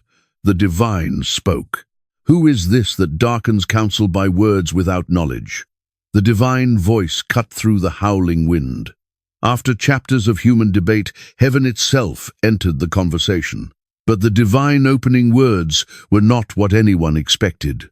There was no direct answer to Job's questions, no explanation for his suffering, no comment on his innocence or guilt. Instead, the divine responded with questions of the divine own, dozens of them, each revealing the vast gap between human understanding and divine wisdom. "Where were you when I laid the foundation of the earth?" the divine asked. "Who determined its measurements? Who stretched the line upon it?" These weren't questions meant to be answered, but to be considered. Each one highlighted Job's absence from the work of creation. The divine speech took Job on a cosmic tour, from the boundaries of the sea to the storehouses of snow, from the constellations of stars to the mountain goats giving birth. Divine questions spanned the breadth of creation. Do you know when the mountain goats give birth? Do you watch when the doe bears her fawn? The questions continued, relentless yet beautiful. Is it by your understanding that the hawk soars and spreads wings toward the south? Is it at your command that the eagle mounts up and makes nest on high? This wasn't cruel mockery, but a gentle reminder of perspective. Job had demanded that the divine explain, that the Creator justify actions to the created. Now, the divine was helping Job see the limits of human wisdom. The divine who spoke from the whirlwind wasn't the distant cold deity the companions had described. The divine was intimately involved with every aspect of creation, from the birth of mountain goats to the feeding of young ravens. The divine noticed, cared, sustained all life. Yet this same divine was beyond human understanding. The one who laid the foundations of the earth, who set the boundaries of the sea, who knows the paths of light and darkness. This divine could not be put in the dock and questioned like a common criminal. Job had longed for the divine to speak, to answer his charges. Now the divine had come, not with the answers Job sought, but with questions that would lead him to a deeper understanding than any answer could provide. The divine voice continued from the storm, now drawing Job's attention to two mighty creatures, Behemoth and Leviathan. These weren't just animals, but symbols of chaotic power that only the Creator could control. "Look at Behemoth, which I made along with you," the divine began. The description that followed painted a picture of raw strength, powerful legs, bones like bronze rods, tail like a cedar tree. This beast could stand unmoved in rushing rivers, fearless and strong. Some scholars think Behemoth may have been a hippopotamus, others an elephant, or even a now extinct creature from ancient times. Whatever it was, the divine pointed to this creature as an example of creative power. He stands as the inaugural creation of the divine, a monument to God's craftsmanship. Following him emerged Leviathan, a creature even more daunting than Behemoth. "Are you able to pull Leviathan from the depths using a fishing hook?" the Almighty questioned. The answer, though unspoken, was unmistakable. No mortal possessed the capacity to seize or dominate this beast of the ocean's depths. The Lord painted a vivid portrait of Leviathan's horrifying characteristics: skin like layered shields, jaws encircled by dread, and eyes resembling the break of day. Light bursts forth from his sneezing. Burning flames emerge from his mouth. This depiction of a dragon-like sea creature might sound like ancient legend to contemporary listeners, yet it fulfilled a crucial role in the divine discourse. Who has the power to pry open the gates of his jaws? God questioned. Terror surrounds his teeth. The point was unmistakable. If Job lacked the strength to confront even one of God's creations, what chance did he have of confronting the Creator? "Nothing on earth compares to him, a being devoid of fear," God proclaimed regarding Leviathan. "He observes all things lofty. He reigns as monarch over every proud soul." This closing statement held particular significance. Job's grievance had revolved around his own sense of righteousness, his conviction that he was entitled to something better, that the divine owed him clarification. Through these two formidable creatures, God illuminated a fundamental reality for Job. Certain aspects of existence lie beyond mortal comprehension or dominion. If Behemoth and Leviathan, being merely creatures, remained enigmas that sparked wonder and terror, how much greater the God who fashioned them. This wasn't designed to diminish Job or render him insignificant. Rather, it served to recalibrate his understanding. The God who designed these powerful beasts bore no obligation to justify his methods to humanity. Yet this identical God had opted to address Job not with detached coldness, but through questions that beckoned toward greater trust. As Leviathan's description concluded, the divine discourse drew toward its end. The responsibility now rested with Job. What would his reaction be to this revelation from above? The wind subsided. The storm clouds dispersed. In the abrupt silence following God's words, Job discovered himself without speech. What words could a mortal utter after encountering the voice of the divine? What language could adequately respond to the Creator's address? Job had insisted upon an audience with the Most High, certain he would present his arguments with confidence. Now standing before God's staggering majesty, his rehearsed defenses crumbled like leaves in fall. "I recognize that you possess unlimited capability," Job started, "and no intention of yours can be prevented." The resentful accusations had vanished, along with the insistence on fairness. Replacing them came modest acknowledgement of God's boundless authority and flawless understanding. "Who is this obscuring wisdom through ignorance?" Job echoed God's initial inquiry, embracing the tender correction.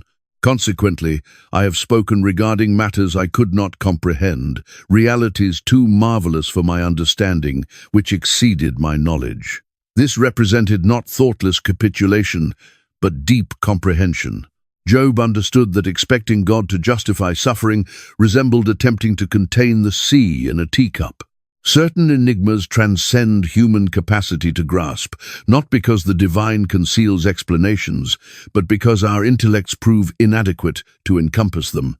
"I had knowledge of you through reports," Job went on, "yet now I perceive you directly."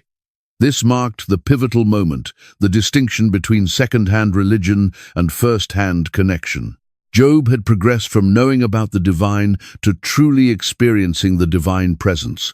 What emerged next stands as one of Scripture's most poignant passages. "Therefore I reject my former stance and change my mind in dust and ashes." The term change here doesn't imply Job was confessing to concealed transgressions. Instead, he was altering his perspective regarding his objections. Job didn't turn from invented offenses, but from insisting that God justify himself. He turned from presuming that divine fairness must align with human reasoning.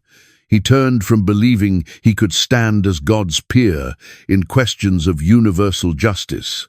This represented not loss, but triumph of understanding. Job hadn't obtained explanations concerning his affliction, yet he'd received something far superior. He had experienced God directly. The puzzle of suffering persisted, yet now it existed within the larger puzzle of divine presence. Job's metamorphosis arrived not through clarifications, but through direct meeting. In encountering God, he discovered that his inquiries, though not explicitly resolved, somehow carried different weight. The one who answered had proven greater than any response he could have provided. With Job's modest reply still resonating in the atmosphere, God directed his focus toward the three companions. These individuals who had voiced such confident opinions about divine fairness now confronted divine judgment directly. "My fury burns toward you and your two companions," God addressed Eliphaz, "because you have not articulated truth about me, unlike my servant Job." What astonishing declarations! The very individual they had criticized was now proclaimed righteous by the divine himself. The companions had portrayed God as a straightforward dispenser of retribution. Insert virtuous actions, receive rewards, commit wrongdoings, endure consequences. Their understanding was orderly, simple, and entirely mistaken. They had diminished the living God to a foreseeable equation. Job, despite his harsh objections and doubts, had grappled sincerely with God. He had voiced his heart's contents, declining simple solutions or insincere admissions.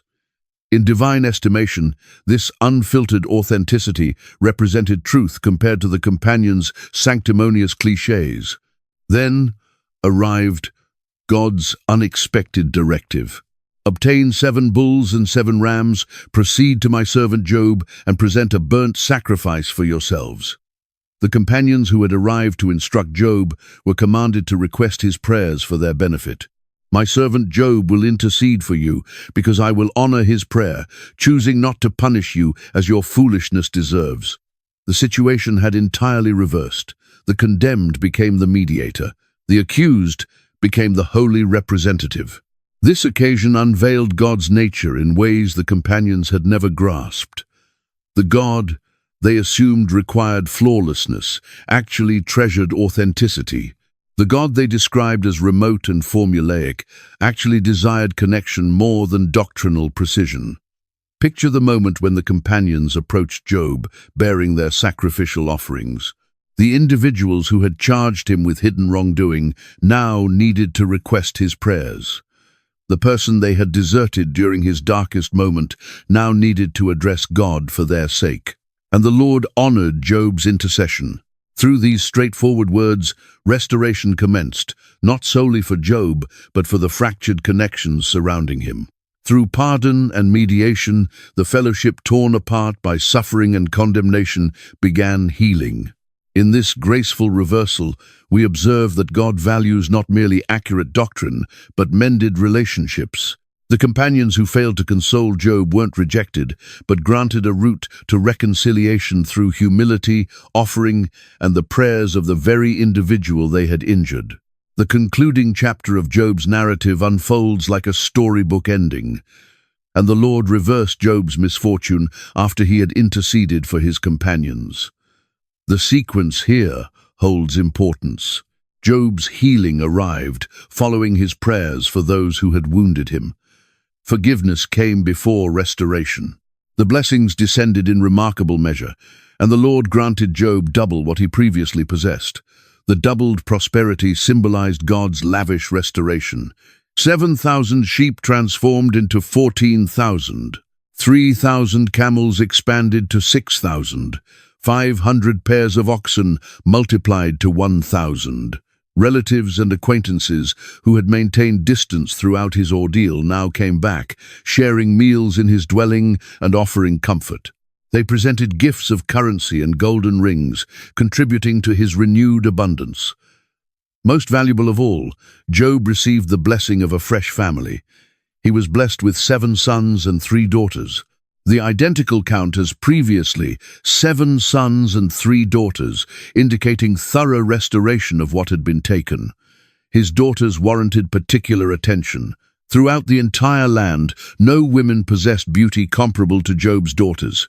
Even more striking for those ancient times, their father granted them inheritance alongside their brothers. This exceptional act revealed Job's nature, generous, caring, unrestricted by the constraining traditions of his era. Job witnessed 4 generations of his lineage, and Job passed away, elderly and satisfied with his years. Following all his tribulation, he experienced a lengthy life encompassed by offspring and their descendants. The individual who had condemned the day of his arrival now departed tranquilly, content with his time. The narrative concludes here, a tidy finale to a messy journey. Yet uncertainties persist. Did the replacement children genuinely substitute for those who perished? Could material wealth, regardless of multiplication, compensate for extended periods of bodily torment? The scripture provides no straightforward resolutions. Perhaps that constitutes the message. The book of Job never guarantees that suffering will become comprehensible or that what's lost will invariably be returned. It doesn't supply the recipe for preventing pain or ensuring prosperity. Instead, it delivers something more substantial, the confirmation that God stays present and involved even during our bleakest moments. That questioning the divine isn't prohibited, but can guide toward deeper connection, that occasionally comprehension arrives not through explanations, but through accompaniment. Job's narrative concludes with restoration. However, its teaching isn't that devoted individuals will invariably witness their circumstances restored during their earthly existence. Rather, the message conveys that God himself, not material comfort or physical wellness or even clarifications, represents our supreme treasure. Job located this treasure not in spite of his tribulation, but because of traveling through it. And thus, the final curtain descends on one of Scripture's most profound dramas, a man who forfeited everything, excluding the single thing that held ultimate importance: his connection with the living God who speaks from tempests and accompanies us through trials and adversity. Across the ages, Job's narrative has struck a chord profoundly throughout various faiths and civilizations. Ancient Hebrew traditions regarded Job as an exemplar of endurance and steadfastness, with rabbinical writings contemplating his historical placement. Some positioned him during Abraham's lifetime, whereas others maintained he existed during the departure from Egypt. The Talmud proposed Job might have never existed physically, but functioned as an instructional parable to convey divine understanding. Early followers of Christ perceived Job as foreshadowing Christ's affliction. Gregory the Great authored an extensive commentary titled Moralia in Job, analyzing the text as symbolic of Christian principles. Augustine discovered in Job evidence of human weakness and divine supremacy. These interpretations influenced medieval Christian comprehension, with Job appearing in ecclesiastical artwork symbolizing patient endurance. Within Islamic teaching, Job, known as Ayub, receives honor as a prophet whose perseverance facing hardships exemplified complete surrender to Allah. The Quran references him concisely yet powerfully, emphasizing his endurance and ultimate restoration. Muslim scholars elaborated upon his account, frequently highlighting his unwavering devotion despite affliction. Eastern Orthodox imagery regularly portrays Job positioned on his refuse heap, his body marked with wounds, yet his expression peaceful, embodying the contradiction of suffering born with honor. Ethiopian Christianity cultivated distinctive customs surrounding Job, regarding him as a holy figure and observing his commemoration day. The Jewish mystical practice of Kabbalah identified deeper significance in Job's trial, proposing his suffering fulfilled universal objectives beyond mortal comprehension. Hasidic instructors utilized his account to demonstrate the concealed compassion within seeming harshness, the divine essence hidden within obscurity. Throughout the Middle Ages, theatrical presentations brought Job's account to populations lacking literacy across Europe. His patient suffering evolved into a cultural reference point, an example for enduring the diseases, conflicts, and difficulties characterizing medieval existence. The patience of Job entered everyday language as the ultimate expression of perseverance. Traditional narratives across civilizations embraced and modified Job's account. In certain African American spirituals, Job's hardships became symbolic of enslavement and anticipation for divine deliverance. Russian laborers recounted tales of Job, reflecting their personal battles with severe conditions and rigid authority.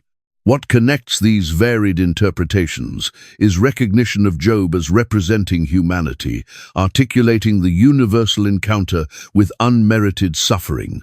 His inquiries resound through history and geography, discovering fresh significance in each era's confrontation with anguish, bereavement, and the pursuit of purpose. The Book of Job demolishes oversimplified concepts of divine fairness. It functions as a theological upheaval within Scripture, questioning the tidy equation that virtue produces blessing, whereas wickedness generates punishment. Through Job's ordeal, we face the uncomfortable truth that virtuous people can suffer, whereas corrupt individuals flourish. God's response from the tempest introduces a significant theological transformation. Instead of justifying suffering, God unveils himself in complete, wild, untamed magnificence. The divine address catalogues natural marvels and terrifying beings that exist beyond mortal dominion. This reply implies that God functions on a universal magnitude that surpasses human structures of fairness. Where were you during the Earth's foundation? This divine inquiry highlights the distance between human viewpoint and divine understanding. Job's account proposes that belief must welcome mystery instead of insisting upon clarification. Genuine wisdom commences with modesty before the inexplicable. The inclusion of the heavenly challenger, or Satan, presents complicated questions regarding evil's position in existence. Unlike subsequent biblical depictions, this figure emerges as part of the divine assembly, apparently functioning with God's authorization. This uncomfortable collaboration raises questions about suffering's origin that the Scripture leaves unaddressed. Job's transformation arrives not through clarification but through direct encounter. His closing declaration, "I had knowledge of you through reports, yet now I perceive you directly," indicates that immediate experience of divine presence surpasses theological equations. Faith discovers its profoundest expression in connection instead of explanation. The reversal of Job's circumstances in the conclusion has disturbed numerous readers. Does this finale compromise the book's challenge to punishment theology? Perhaps it indicates that although suffering isn't invariably connected to wrongdoing, God's benevolence ultimately prevails in manners we cannot forecast or regulate. Job's mediation for his companions discloses another theological aspect. Suffering can generate capacity for empathy. The individual who experienced unimaginable devastation becomes the priestly presence who connects divine and human domains, obtaining pardon for those who misjudged him. The divine addresses notably refrain from mentioning human matters. God speaks of mountain goats birthing, lions pursuing prey, and birds constructing nests.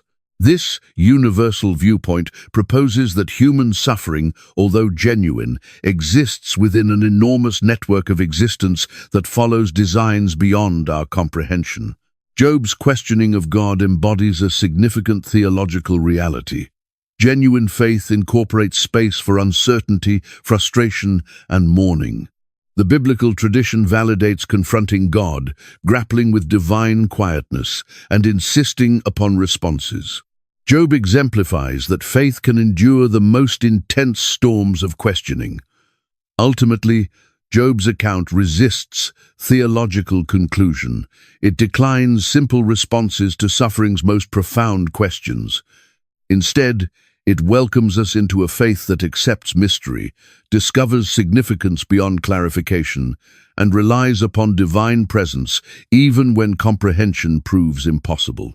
The ancient character of Job emerges as an unexpected predecessor to contemporary existential philosophy. Generations before Kierkegaard or Camus, Job faced the seeming absurdity of human affliction. Deprived of family, prosperity, and vitality, he encountered the emptiness that existentialists would subsequently recognize as humanity's condition. Job's lament from the refuse heap resonates through existential philosophy. "Why didn't I perish at birth?" he protests, questioning existence's fundamental worth. This extreme uncertainty foreshadows Camus' essential question in the myth of Sisyphus, whether life merits living, confronting apparent meaninglessness. Soren Kierkegaard, frequently designated the originator of existentialism, recognized in Job a fellow traveler. In his work, Repetition, Kierkegaard commended Job for preserving his authenticity while challenging God. This struggle between conviction and uncertainty represents Kierkegaard's notion of the knight of faith who takes the leap despite rational ambiguity. Job's rejection of convenient responses reflects the existentialist dismissal of predetermined significance. His companions present systematic justifications for suffering, divine retribution, concealed transgression, personal growth. Job refuses these rigid frameworks, insisting upon his actual experience over theoretical concepts. The divine declarations from the Tempest correspond with existentialist views on transcendence. God furnishes no rational justification for Job's suffering, but instead presents encounter with enigma. This corresponds with existentialism's emphasis on immediate experience over academic knowledge. Jean-Paul Sartre might perceive Job as facing the distress of liberty. Forsaken by God's shield, Job must generate significance from his suffering without divine direction. His persistent declaration of blamelessness represents an authentic decision confronting tremendous pressure to yield. Simone de Beauvoir's existentialist morals discovers expression in Job's pursuit of fairness. Even during his most severe suffering, Job sustains moral consciousness, declining to incorrectly admit to misconduct. His ethical position transcends personal benefit, embodying what Beauvoir would term authentic liberty. Albert Camus might identify Job as an absurd champion, comparable to his Sisyphus. Both characters encounter circumstances lacking evident significance, yet preserve honor through deliberate resistance.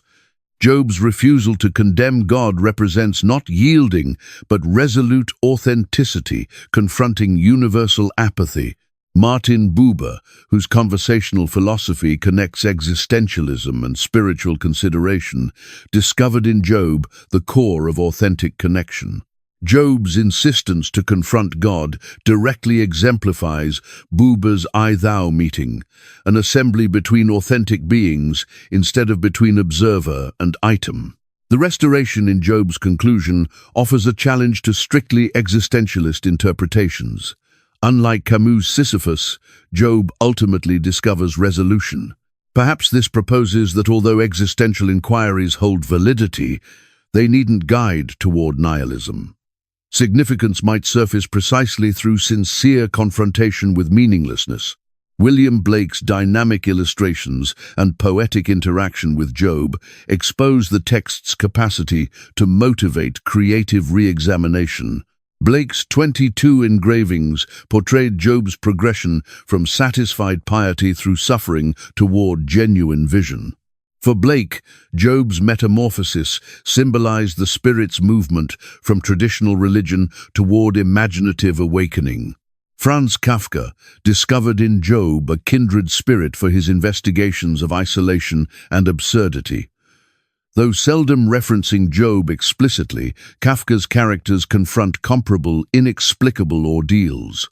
Joseph K. in The Trial faces an impenetrable judicial system mirroring Job's encounter with divine judgment, lacking justification. Herman Melville wove Job's influence throughout Moby Dick. Captain Ahab embodies Job's questioning nature twisted toward vindictive fixation. In the chapter The Whiteness of the Whale, Melville directly engages with creation's frightening dimensions described in God's addresses to Job. Robert Frost's composition A Mask of Reason envisions a continuation to Job wherein God clarifies his motivations.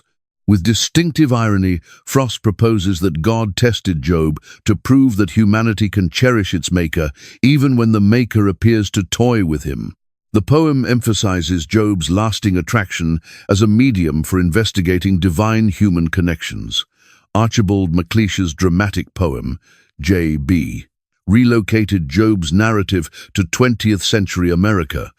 A prosperous banker forfeits everything through seemingly arbitrary catastrophes. MacLeish's contemporary Job determines that affection, not explanations, furnishes the sole meaningful reaction to suffering. The drama received the Pulitzer Prize in 1959, proving Job's continued resonance. Toni Morrison utilized Job's themes in her novel Beloved. Similar to Job, her characters encounter overwhelming tragedy, defying simple justification. Morrison's investigation of remembrance, trauma, and recovery mirrors Job's journey through suffering toward a restoration, acknowledging instead of eliminating the past. Fyodor Dostoevsky engaged intensely with Job's questions in The Brothers Karamazov. Ivan Karamazov's rebellion toward divine justice echoes Job's objections. The character, Father Zosima, specifically references Job, proposing that his narrative demonstrates how suffering can guide toward happiness, without which the world cannot endure. Classical music, discovered in Job, a compelling subject.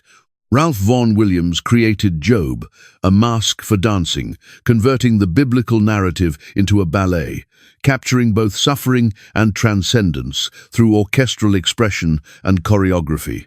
The composition's evocative beauty proves how Job's narrative translates across artistic mediums.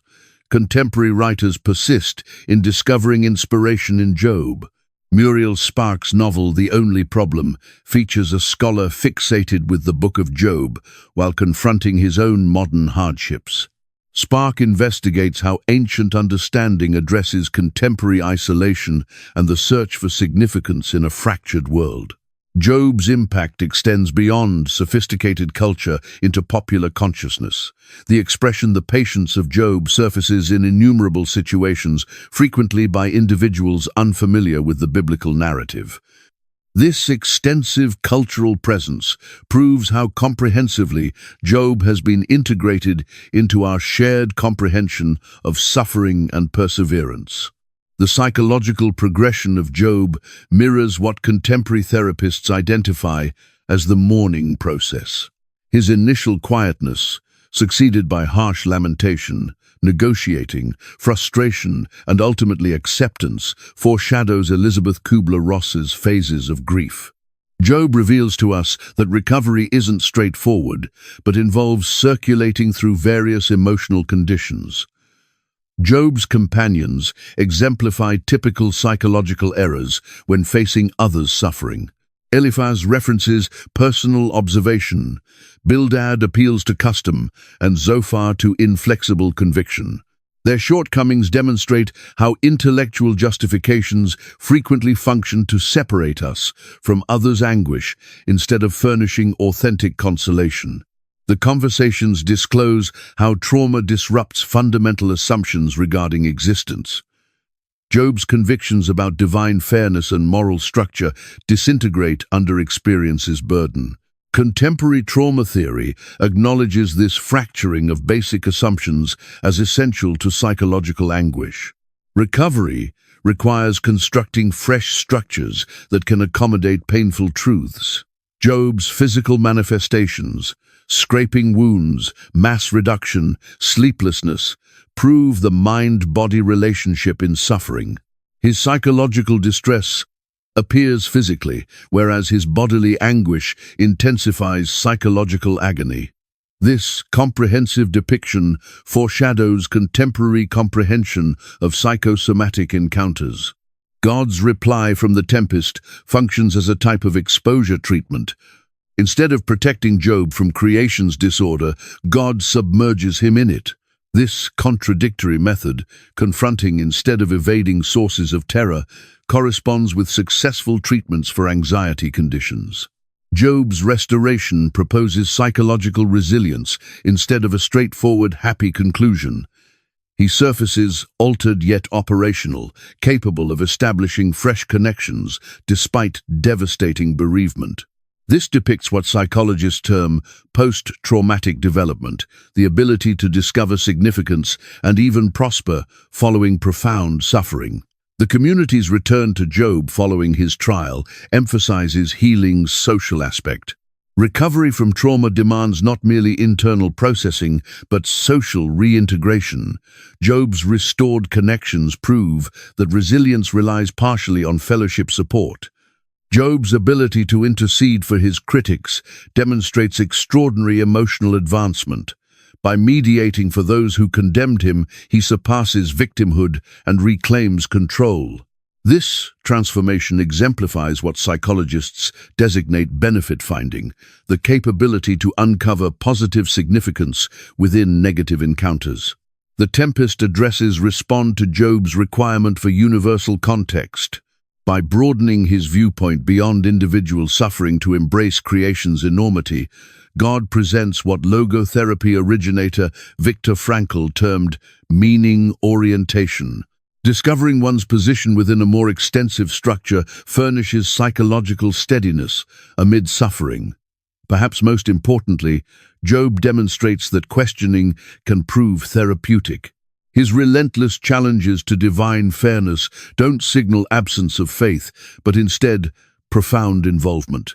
This corresponds with investigation, proposing that spiritual battles, when processed through, instead of repressed, frequently guide toward more genuine and resilient faith. Following Auschwitz, Job's questions gained critical, fresh significance. The systematic extermination of 6 million Jews compelled a fundamental reconsideration of divine fairness, human suffering, and faith itself. Jewish theologians consulted Job as they confronted a tragedy defying traditional justifications. Elie Wiesel, Holocaust survivor and Nobel laureate, discovered in Job a biblical expression addressing contemporary atrocity. In his composition, The Trial of God, Wiesel contrasted Job's questioning to his personal encounters in Nazi extermination camps. However, he observed a vital distinction. At Auschwitz, not solely was humanity perishing, but God himself had perished. Rabbi Richard Rubinstein contended that the Holocaust necessitated relinquishing conventional concepts of God as dynamically participating in history. In his debatable book, After Auschwitz, he proposed that solely a deity beyond morality and immorality, comparable to the amoral natural force portrayed in Job's Tempest addresses, could be harmonized with such overwhelming wickedness. Emil Fackenheim pursued a middle route. His concept of tikkun olam, repairing the world, indicated that human reaction to suffering holds more importance than theological justification. Similar to Job, who ultimately functions as mediator for his companions, Fackenheim stressed ethical conduct over intellectual resolution.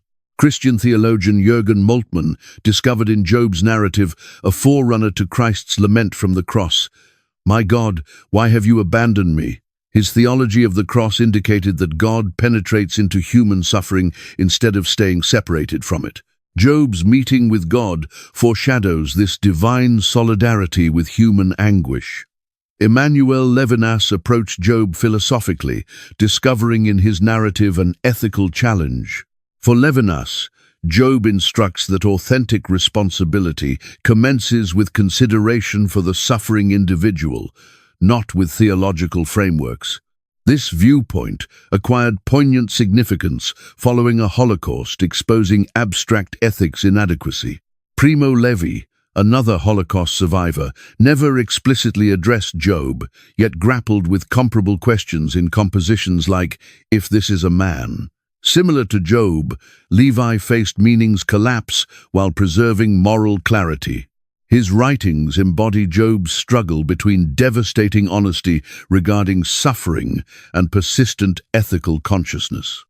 Dorothy Sewell's notion of suffering with empathy draws implicitly upon Job.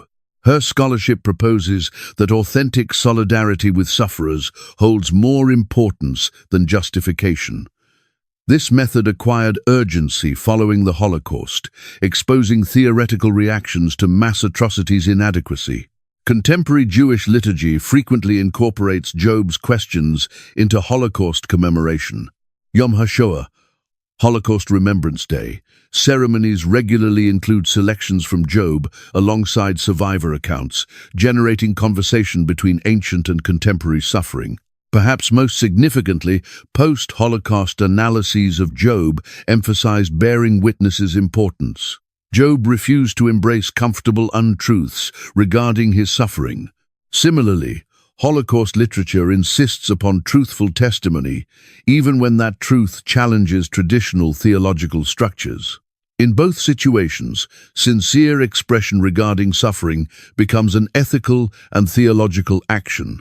Music has embraced Job's narrative with distinctive power. Johnny Cash's evocative "The Man Comes Around" draws explicitly from Job's imagery of divine judgment and human weakness. The composition's apocalyptic quality captures Job's perception of universal drama unfolding in human existence.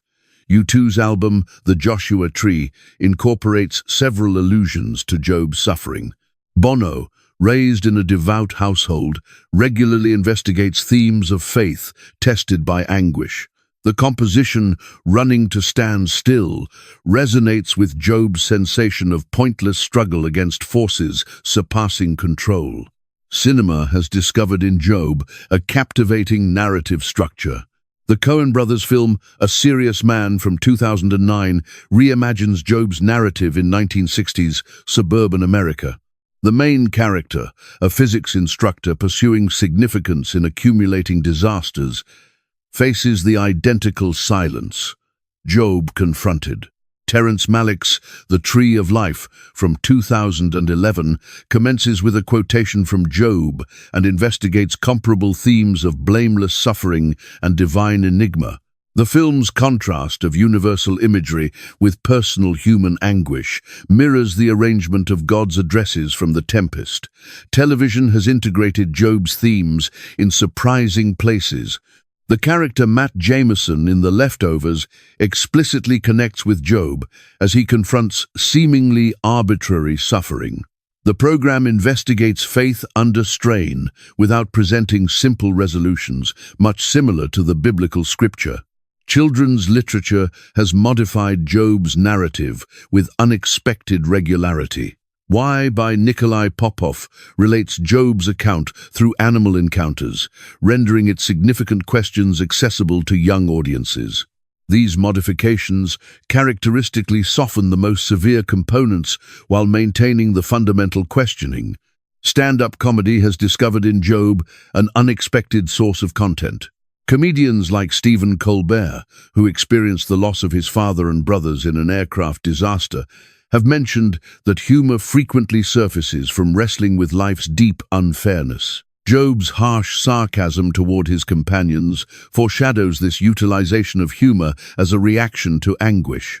Visual arts persist in discovering inspiration in Job. The Chinese artist Ai Weiwei's installations regarding state oppression mirror Job's themes of unjust suffering and articulating truth to authority. Similar to Job, Weiwei maintains moral clarity even when confronting overwhelming force. Video games have commenced investigating Job-like narratives. That Dragon, Cancer relates the authentic account of a family confronting their child's fatal illness. The game embraces Job's sincere questioning of God while discovering significance beyond justification. Social media has witnessed the appearance of contemporary Job-like characters, individuals who publicly process suffering through platforms like Twitter or TikTok. These digital lamentations frequently combine unfiltered honesty with somber humor, generating fellowship around shared anguish, much as Job's narrative has accomplished for thousands of years. Job persists because he presents the questions we all present when suffering arrives. Why is this happening to me? What actions cause this? Where is God during pain? These questions surpass time, civilization, and spiritual background. In Job's unfiltered authenticity, we discover authorization to express our most profound uncertainties. The poetry of Job captures suffering's physical truth. When he laments, "My skin grows black and falls from me," we experience bodily anguish converted into language. This unflinching depiction validates our personal encounters with suffering instead of presenting platitudes or theoretical theology. Job's companions remind us of our personal insufficient reactions to others' anguish. We identify ourselves in their well-intentioned yet damaging counsel. Their shortcomings instruct us modesty when approaching suffering we haven't personally encountered. The divine addresses from the tempest present something rarer than explanations. They present accompaniment. God never clarifies why Job suffered, yet appears in overwhelming immediacy.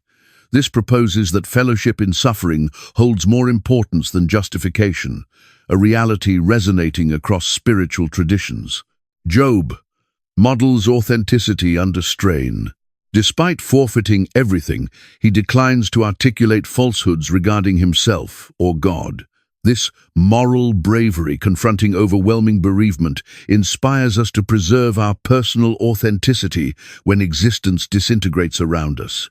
The restoration, in Job's conclusion, addresses our profound yearning for fairness. Whereas certain readers discover this finale excessively tidy, it embodies the human anticipation that suffering will ultimately yield to recovery. The scripture preserves struggle between sincere recognition of anguish and anticipation for restoration. Job's readiness to confront God proves faith's unexpected resilience. Far from signaling weak conviction, his questions surface from profound involvement with divine commitments. This proposes that uncertainty belongs within faith instead of opposing it. The book's literary intricacy mirrors existence's ambiguity. With its combination of prose and poetry, its divine wager and human suffering, its questions and counter-questions, Job declines oversimplified solutions. This multi-layered method recognizes life's authentic complexity. Job's bravery to question authority addresses every era confronting institutional power.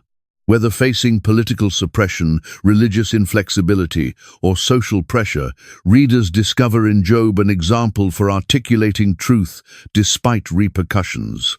Perhaps most fundamentally, Job persists because suffering persists. As long as humans encounter anguish defying justification, Job's expression will resonate.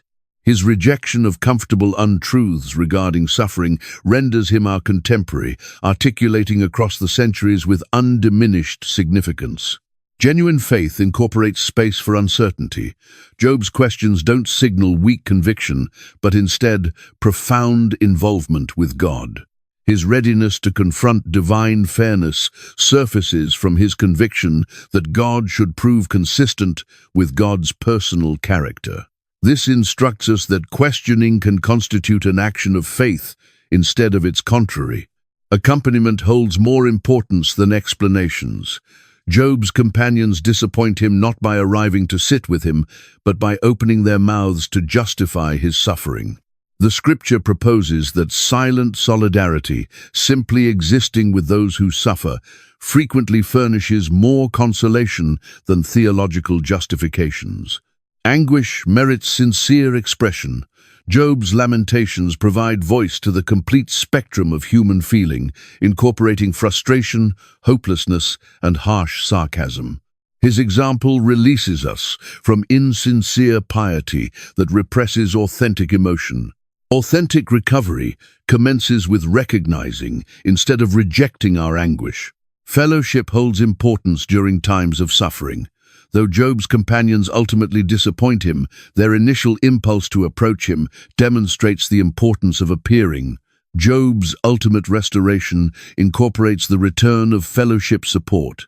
This reminds us that recovery occurs in connection instead of isolation. Beware of utilizing theology as an instrument of harm. Job's companions convert convictions regarding divine fairness into instruments for accusation and disgrace. Their example cautions against utilizing faith to condemn others' suffering. Authentic understanding approaches anguish with modesty instead of assurance. Suffering doesn't invariably possess distinct significance. The scripture resists straightforward justifications for Job's trial. Whereas his suffering fulfills objectives in the heavenly assembly, Job himself never discovers these motivations. This instructs us to exercise caution regarding assigning significance to others' anguish. Authenticity holds more importance than ease. Job declines to incorrectly admit to misconduct, even when doing so could alleviate his suffering.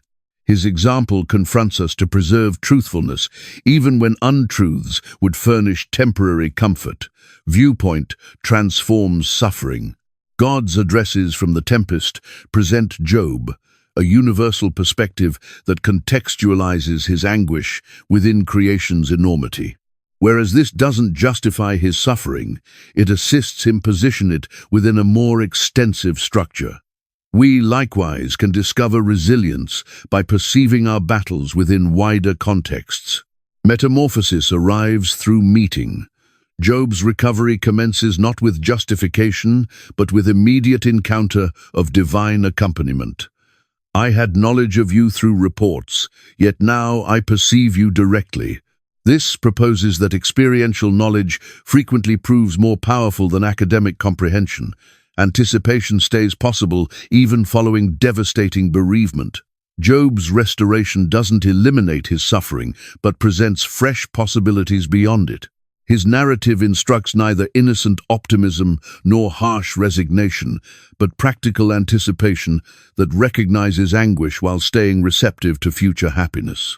The refuse heap, where we initially encountered Job, now emerges in a transformed illumination. What appeared like a location of complete devastation has transformed into sacred territory. Here, an individual dared to question heaven's foundations. Here, the creator of existence replied not with lightning, yet with poetry. Here, human suffering and divine enigma participated in discourse. Job sits among the ashes, yet his eyes now elevate toward the heavens. His body carries the marks of suffering, yet his expression embodies the tranquility of one who has been acknowledged. The questions that erupted from his voice haven't vanished, yet they've been transformed through meeting with mystery too enormous for simple explanations. Surrounding him assemble fresh offspring, distinct from those he forfeited.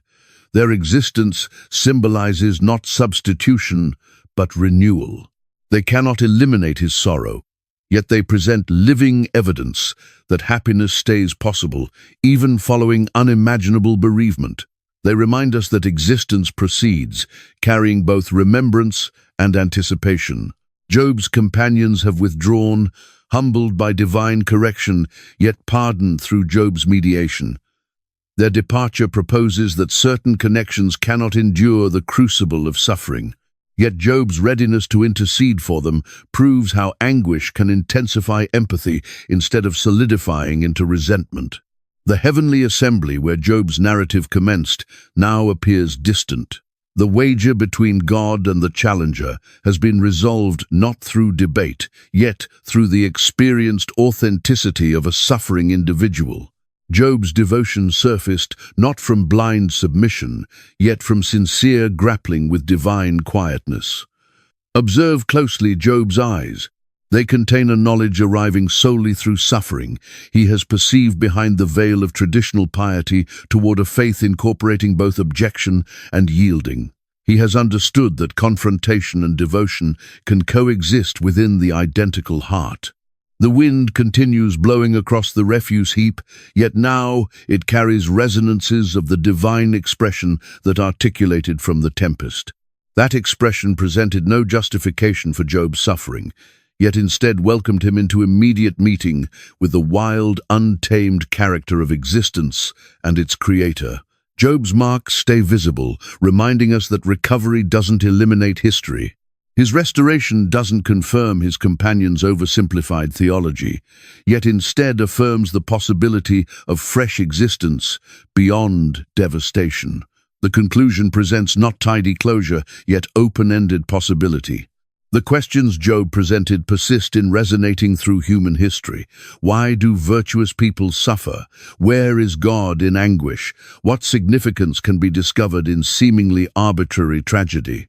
These questions discover no conclusive explanations in Job's narrative, yet they discover something perhaps more precious: divine attention. As obscurity descends, Job stays positioned on the refuse heap that has transformed into his altar. Stars surface overhead, the identical stars God referenced in the divine addresses. Job gazes upward at them, his expression embodying both the burden of suffering and the amazement of being alive beneath such an enormous and enigmatic sky. His questions persist, yet now they're contained within connection instead of hurled into emptiness. This perhaps represents faith's most profound understanding, not explanations, yet accompaniment, not justification, yet fellowship on the progression through obscurity toward uncertain daybreak.